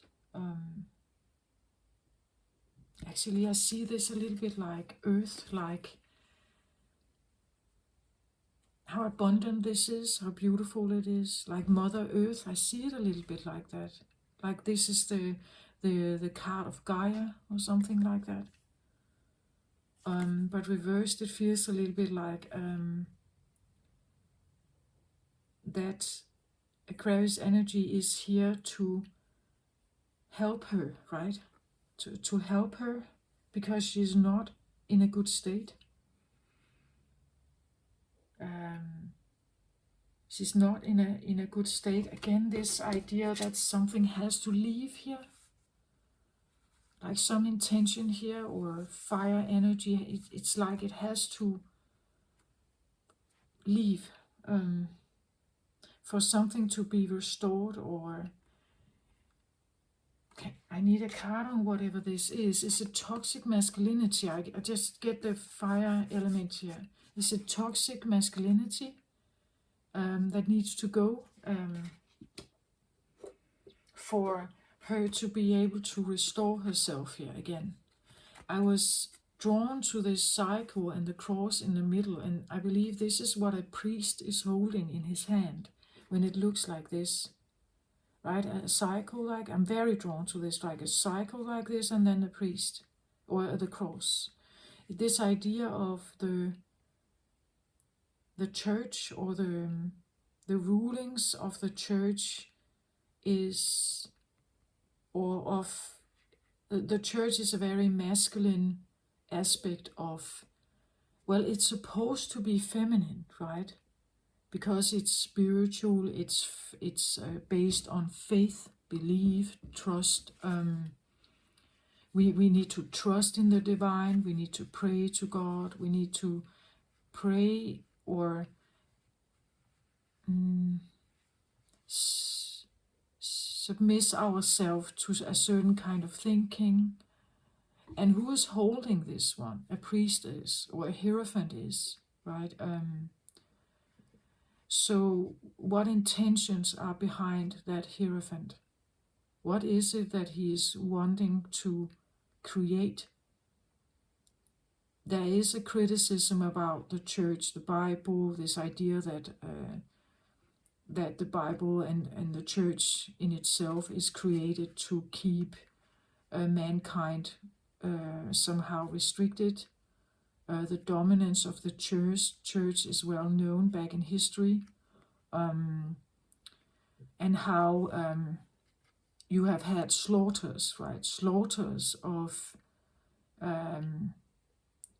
unpure, on purity, like so-called witches and so on, how the church gathered knights to hunt down, you could say, witchcraft, like, or sorcery. It was not, it went against the belief of the church, the so-called holy beliefs of church, and therefore it went against God. At least that was the interpretation of the priests. They had a lot of power. So somehow I'm drawn very much to this symbol here, and in this, it looks different here, right? This is the symbol of the feminine symbol. Here it comes across very different, right? Here it actually gets a masculine approach, because it links to this idea of who is sitting, the king, right? King and church, right? This feeling of power, and she's holding this. She's holding this, right? We can even talk about that king and power, king and church is upheld by the feminines that are not in their grace, that are enablers, that have been forced into maybe some kind of control. They were forced into supporting. She's holding it here to support whatever this is. But by doing so, she is not in her power. She is meaning that the feminine is not in her divine power or in her divine expression, right? It's not her divine expression to be here.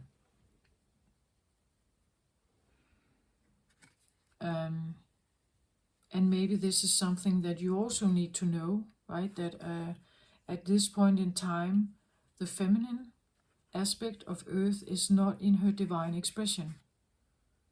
And maybe that's why I had this idea of the balancing, that some energies need to be balanced. The Aquarian age and the fifth dimensional growth is again supposed to say something about the rise of the feminine, that the feminine is needing to go through a transformation time. And this is within all of us. We all have yin and yang aspects. So the feminine will go through a rise that may come from a strong or long time of dominance, or being dominated, being supportive of something that had to do with crown and church here. And she is holding it, right? So she is upholding a dominant or a enabling. By her submitting, she is enabling something else to be there.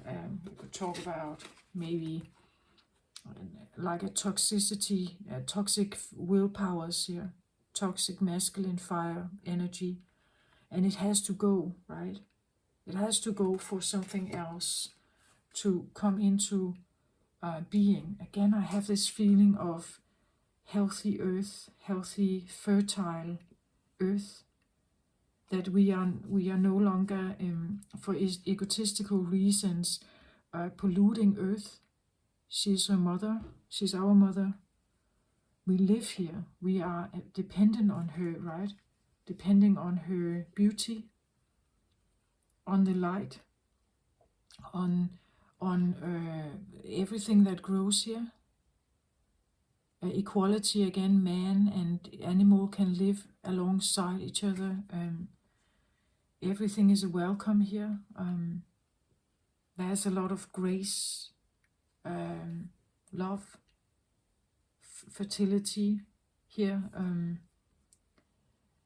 It could be that what we are going through, even though I see sometimes Aquarius as androgyny, what's that called, non-gender specific. Even though you are in a male body, I don't see you necessarily only as male. Like there's this, again, as a woman, you're not always just feminine. You could also have masculine traits, like you, or a feminine masculine, or a masculine feminine, something like that. Aquarius, I see it as, again, more unified, higher vibrational, more unified energy. So the goddess here could represent the feminine in us needs to rise, like that she has been needing maybe to support here to survive, right? Otherwise she could have been very threatened. We know that, right? The feminine is supposed to be seen as, or the female is seen as the weaker gender, right? That there's a weakness about her here, and therefore she needed to hold on to king and church here, to support this, even though it's actually not her divine behavior to be here. She should be equal to this, and for now she's not. Her beauty, her life force energy.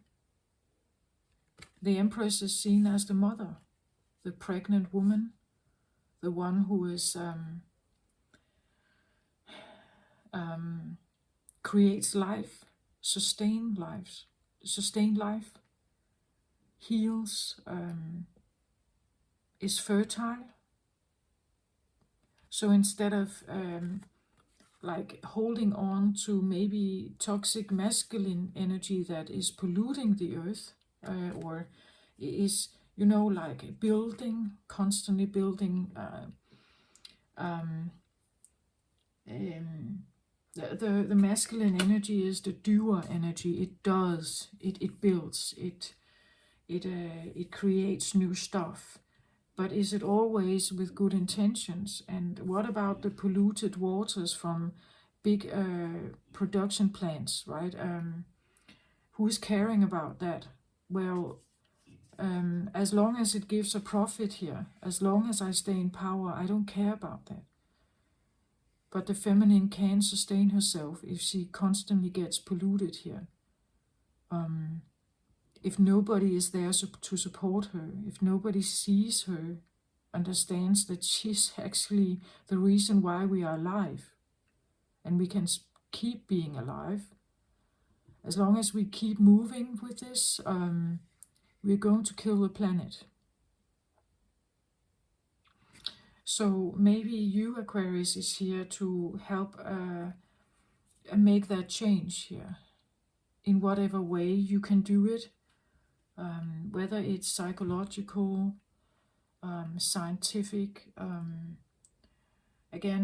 something about maybe you become very involved in neurological stuff, how we think, how we can reprogram the way we think, change something, change neurological damage made by abuse maybe, or something. I don't know exactly what it is, but there's definitely something about, look at again the zodiacs here. There's something about maybe astrological knowledge, astronomy, this idea that, like, we could say, if Earth is a creation of God, some actually talk about God has to be feminine because she is the life creator, right? Maybe this is it, that there's something here where we have become too masculine, and the Earth has become too masculine. We need an approach of something that can re-establish something here. That we've gotten too far away from love, understanding what that is, caretaking, being considerate, like really looking at each other, right, and connecting with the heart, something like that.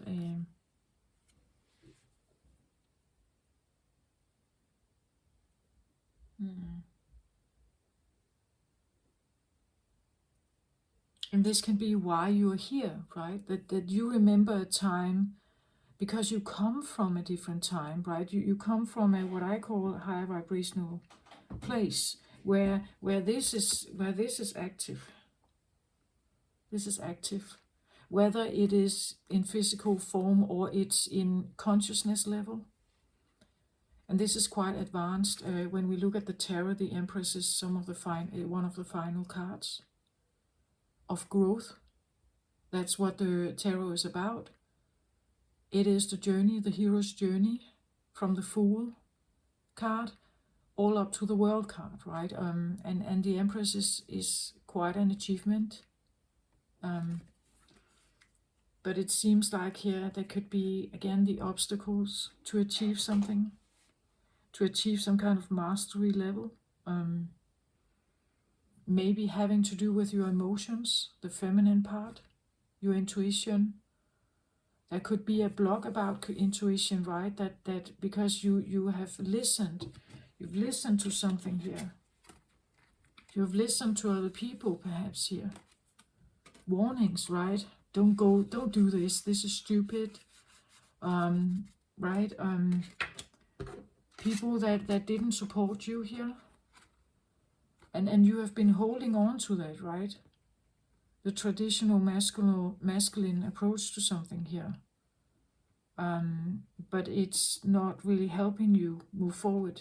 And it has to go, right? It's like all these things that you may have kept on holding on to here, it needs to be released here. To just fly away. Releasing it to God. In a loving manner, just appreciate, okay, it was here to teach me something. I had to overcome this to really embrace myself, trusting in myself. If this wasn't here, I would probably not take the steps I do now. Like this has forced me through a learning curve here. And if they weren't there to pressure me, maybe, I wouldn't ever have done it, right? I would never have done it. But again, you can become caught up in this, right? You can be caught up in the betrayal, and become bitter and revengeful and stuff. That would be quite normal, I think. But again, is this going to help you move forward? Or is it just blocking you? Because then it can seem like it has power over you, right? That all this old stuff has power over you. So it's important to release something here. It can be easier said than done, right? Again, it's Saturnine energy. Saturn energies can be quite difficult, tricky, heavy. But it's for the greater good of something, I feel like. It's for the greater good. That's the purpose, I think. For the greater good of something. It may be worth it, right?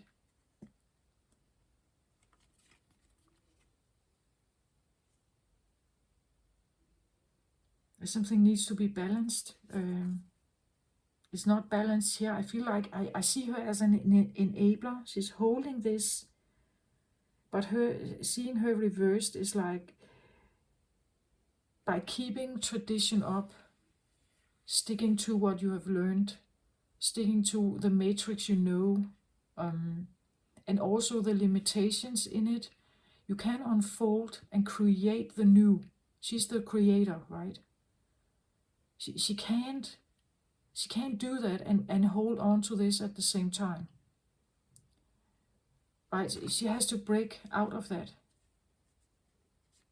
and become her, right? Become her in her full creative energy. And to be able to do that, something needs to be released. That's the arc here. The key is to release something. But it's heavy, right? It's heavy. To have the ability to become her, release that creative energy, that new way of thinking, to give her room. It's like you need to give her room to exist in you. She's the creator, not the builder. She's the creator. You need to get the idea from her. The inspiration comes from her. She is the muse. And if she is locked up in like, like serving something else here, she's not at all operating from her highest potential. She has to be released from this duty somehow, whatever this is, to be able to be this. And now she's your muse. She opens up her heart, it flows from her now, right? Okay, so how can we help her somehow? How can we help her? Again, I feel like it's very much linked to this, or even why is she so? And if we look back in history, it makes sense, right? Not to say that the masculine energy hasn't been forced also. Of course it has. None of us are acting out of what I call divine masculine energy and divine feminine. We're acting out of most of it toxic masculine energy and toxic feminine energy. But this is where the shift is supposed to come, right?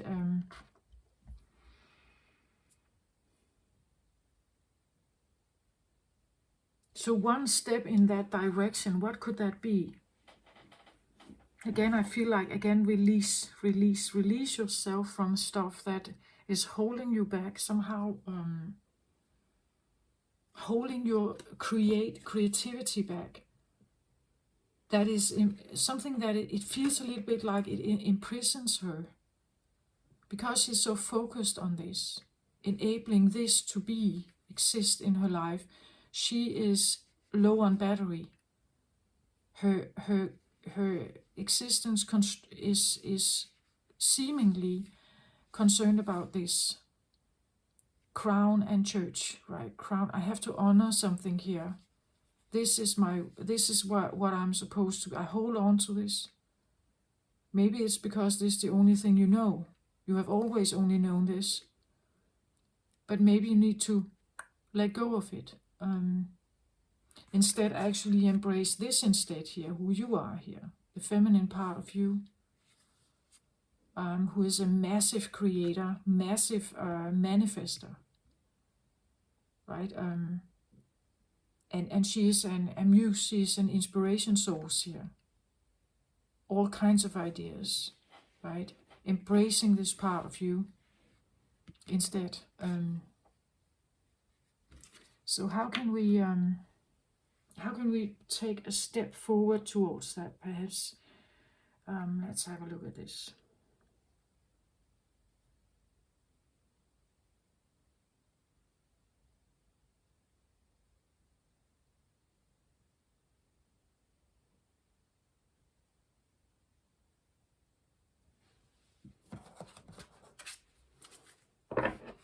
Again, now I'm called to take in my Eyes of the Soul Oracle. Again, there is something about connecting with the heart to connect with your soul.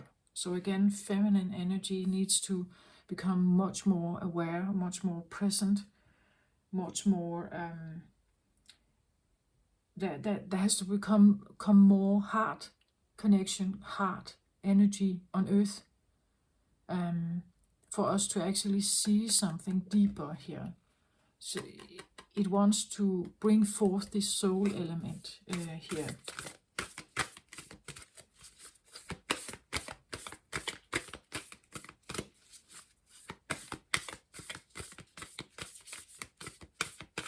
Again, I feel it's an Ankh. Think the Ankh is to relieve everything that really is not serving you. Trust in yourself. Allow your willpower here to fight, not alone, but with the feminine energy. But you need to reverse her. She needs to be active. It feels a bit like she has been passive, that she has not, or you have maybe not allowed her, right? Maybe not allowed her, again, fixed on the masculine energy, the doer energy. But doing without a muse is probably very, very exhausting. Again, following maybe other people's suggestion, not your own. Making her active here will have you will have a better view, a better view of what it is that you can create. Again, it seems like a balance inside you also here.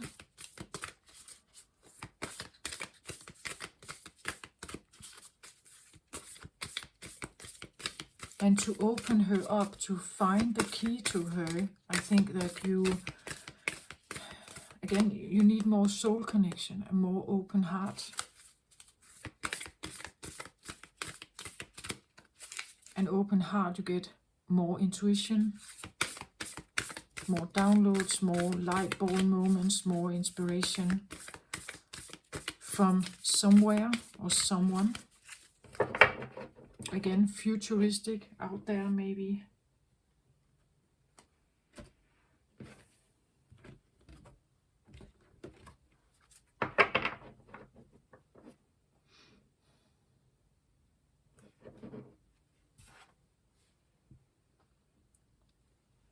So I get here, defend what is dear to you, dear, dear. Defend what is dear to you. And then we have a deer. The deer is also seen as the mother, the feminine. Defend what's dear to you. Defend your feminine. Keep her safe, right? Make sure she is not threatened. Nobody is supposed to touch her, right? Again, she's the inspiration source, your muse. She's the one who is supposed to be the creative life force energy, right? She is the life creator, right? She is the womb where life is created, new ideas, new plans. You have to protect and defend what's dear to you, yes. The deer, she, her, the mother, the feminine part of you. This is a soul thing, right? This is a doer, right? She's a defender, she's a protector.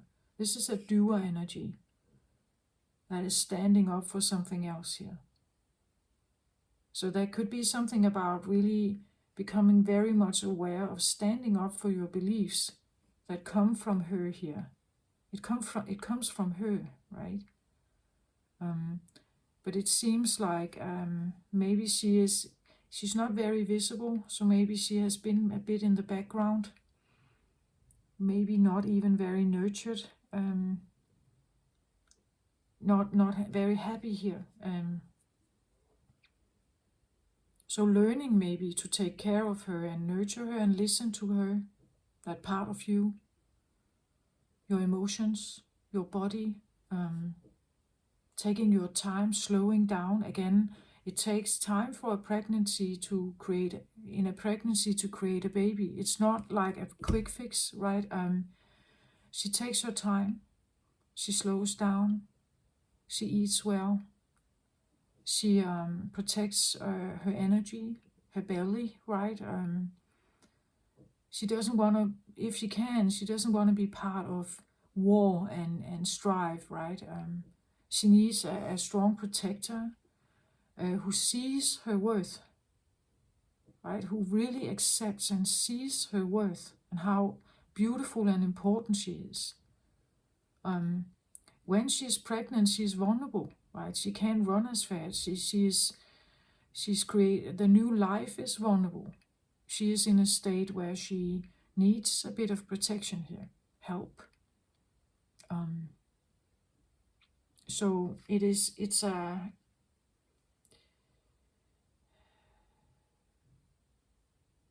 so not just defending her, but also listening to her, right? Maybe a part of you has been a bit unprotected for a while, alone, or you have felt she wasn't there, that she wasn't there. So living without her could be this feeling of not having focus, that you want to do something but you don't know what. It's because she's not active here. She's not active. So how do you make her active, right? First of all, you need to ensure her that you are defending her, right? She's actually dear to you, very dear to you. You need her to get the idea.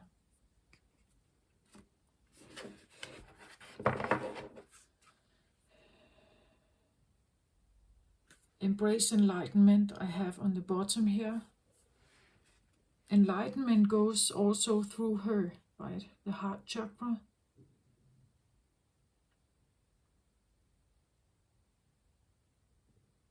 Trust her, even though she's again, enlightenment is a change, a transformation.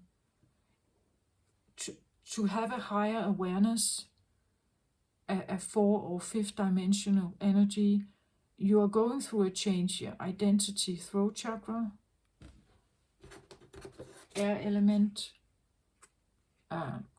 throat chakra, air change. You're going through that. And here we have the rosy rose, heart chakra, holding it, embracing it here, slowly, surely, trusting something here, without knowing exactly what it is, but embracing that you can be someone who can bring something to earth, right? If you have an open heart, if you have healed your throat chakra, your heart chakra, your cognitive ability to harness the energy. She's standing alone here, embracing whatever she is getting here, what she's receiving. And she has to trust it, no matter whether it seems like you have the full picture. Maybe you don't have the full picture, you just have to trust one step at a time. Trust in something that you can't see yet. You don't know what it is yet.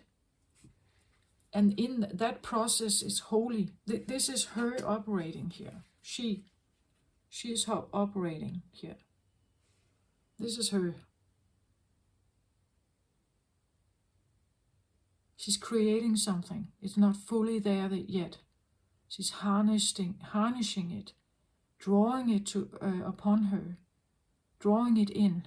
And this is actually what the Empress is very good at. She can attract the things she needs in life, right? She's a powerful manifester. But it's because she is, in this state, she is what I would call a divine feminine. She's very, very beautiful here. Powerful, feminine manifester. Very pure and graceful, very loving, very attractive also. But defending your beliefs here, your ideas, and letting it work its way to you. Just, you need to trust the steps in it.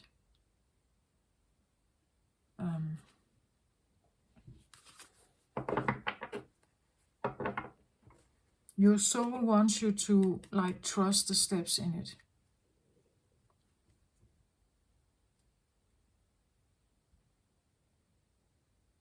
So the fixed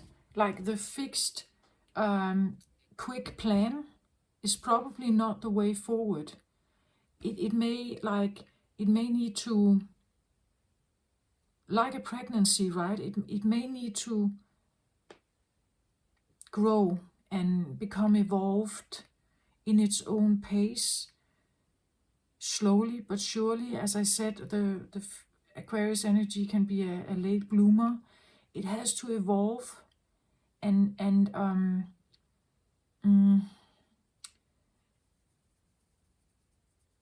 you have to trust in it. You have to trust that she can turn around here. Again, she can be here, right? She could be on the other side of this needle eye here. That as long as it looks like this, you have no access to her.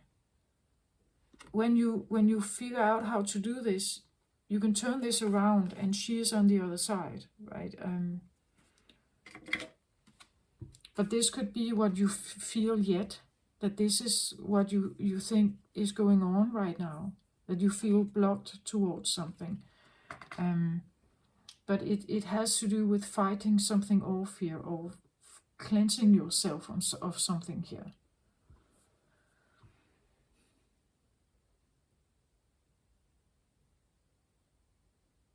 And this is in your memory.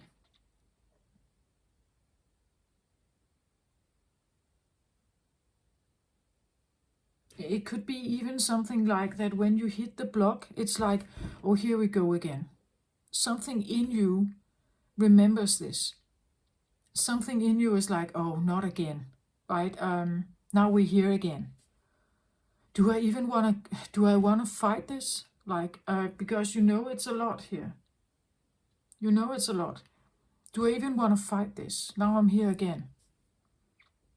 Or am I settling? And if you're settling, you will probably always feel a bit like this. And not very much in tune with her here. These two go together. When she is not very active or very passive or not yet achieved, not yet mastered, this is probably how it feels. And it seems like this could be a lesson for the Aquarius energy. And I even get like that feeling of, oh, here we go again. Like, great, I'm here again, right? This feeling of, now I hit the wall again. Nobody wants to support me. Now I'm alone. I'm on, like this feeling.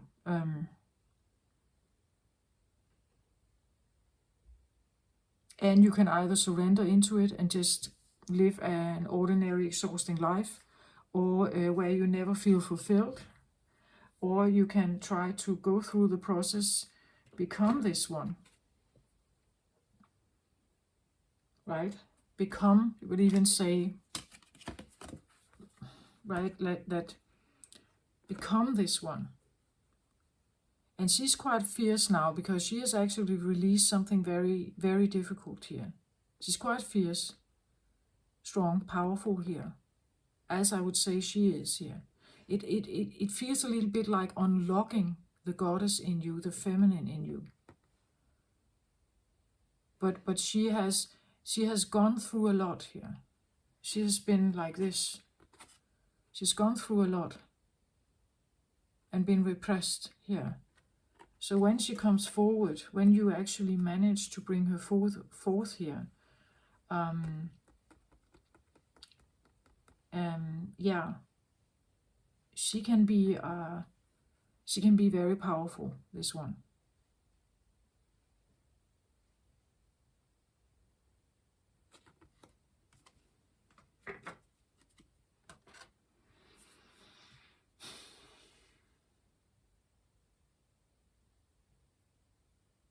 Okay, this is what I have. I think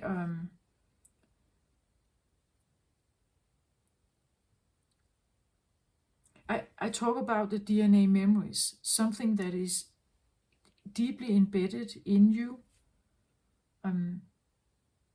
Your soul is asking for this growth, to become the enlightened one, and to be that one. You can not only rely on your masculine energy, you have to rely on her as well, because what it is you're supposed to figure out is not here yet. It has not been invented yet. The approach to something, the angle on something, has not been seen yet. Right? So you are here to bring that forth. That's in you. It's in you. That's why you are the rebellion, right? That's why you need to go against the crown and king here, or the church and king, the normal established society. That's why she needs to go against, or not against it, but parallel or different, right? She's not supposed to serve them, hold that strongly on to them. She's supposed to hold on to her own here. Her own. And be the muse, right? Be the inspiration. And a very powerful, beautiful, graceful one here. The mother, right?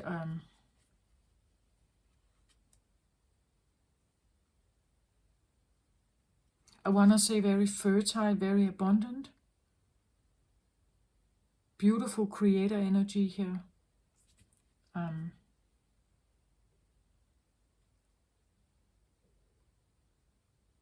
May have to do something with astrology, I don't know, but definitely something about, I want to say, non-judgmental, because there are many different aspects here, and she's not judging any of them. She's creating. Again, none of these creatures, they are all her creation. She's not judging. She's allowing for anything that would like to be here to be here. Right? She's seeing the beauty in many things.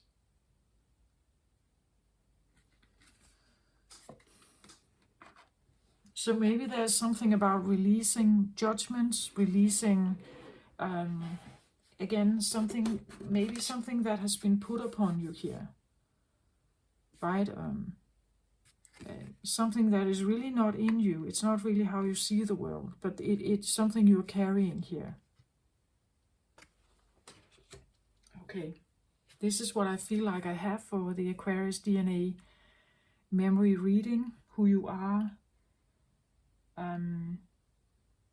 Please comment if you feel like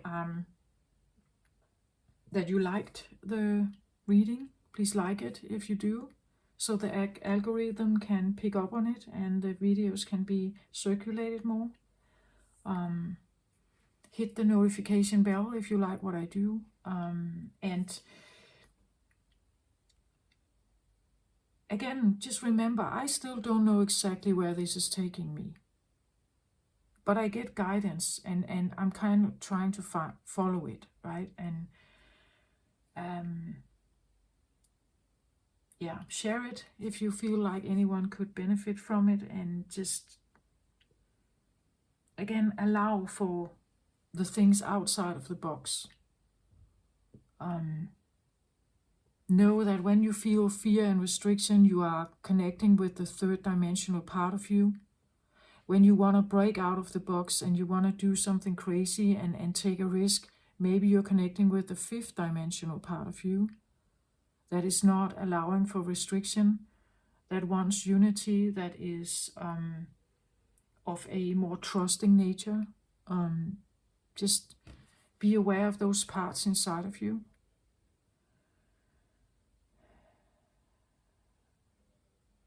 This is what I have. I hope this helps somehow. Take very good care of yourself out there. Love and light to you. Bye-bye.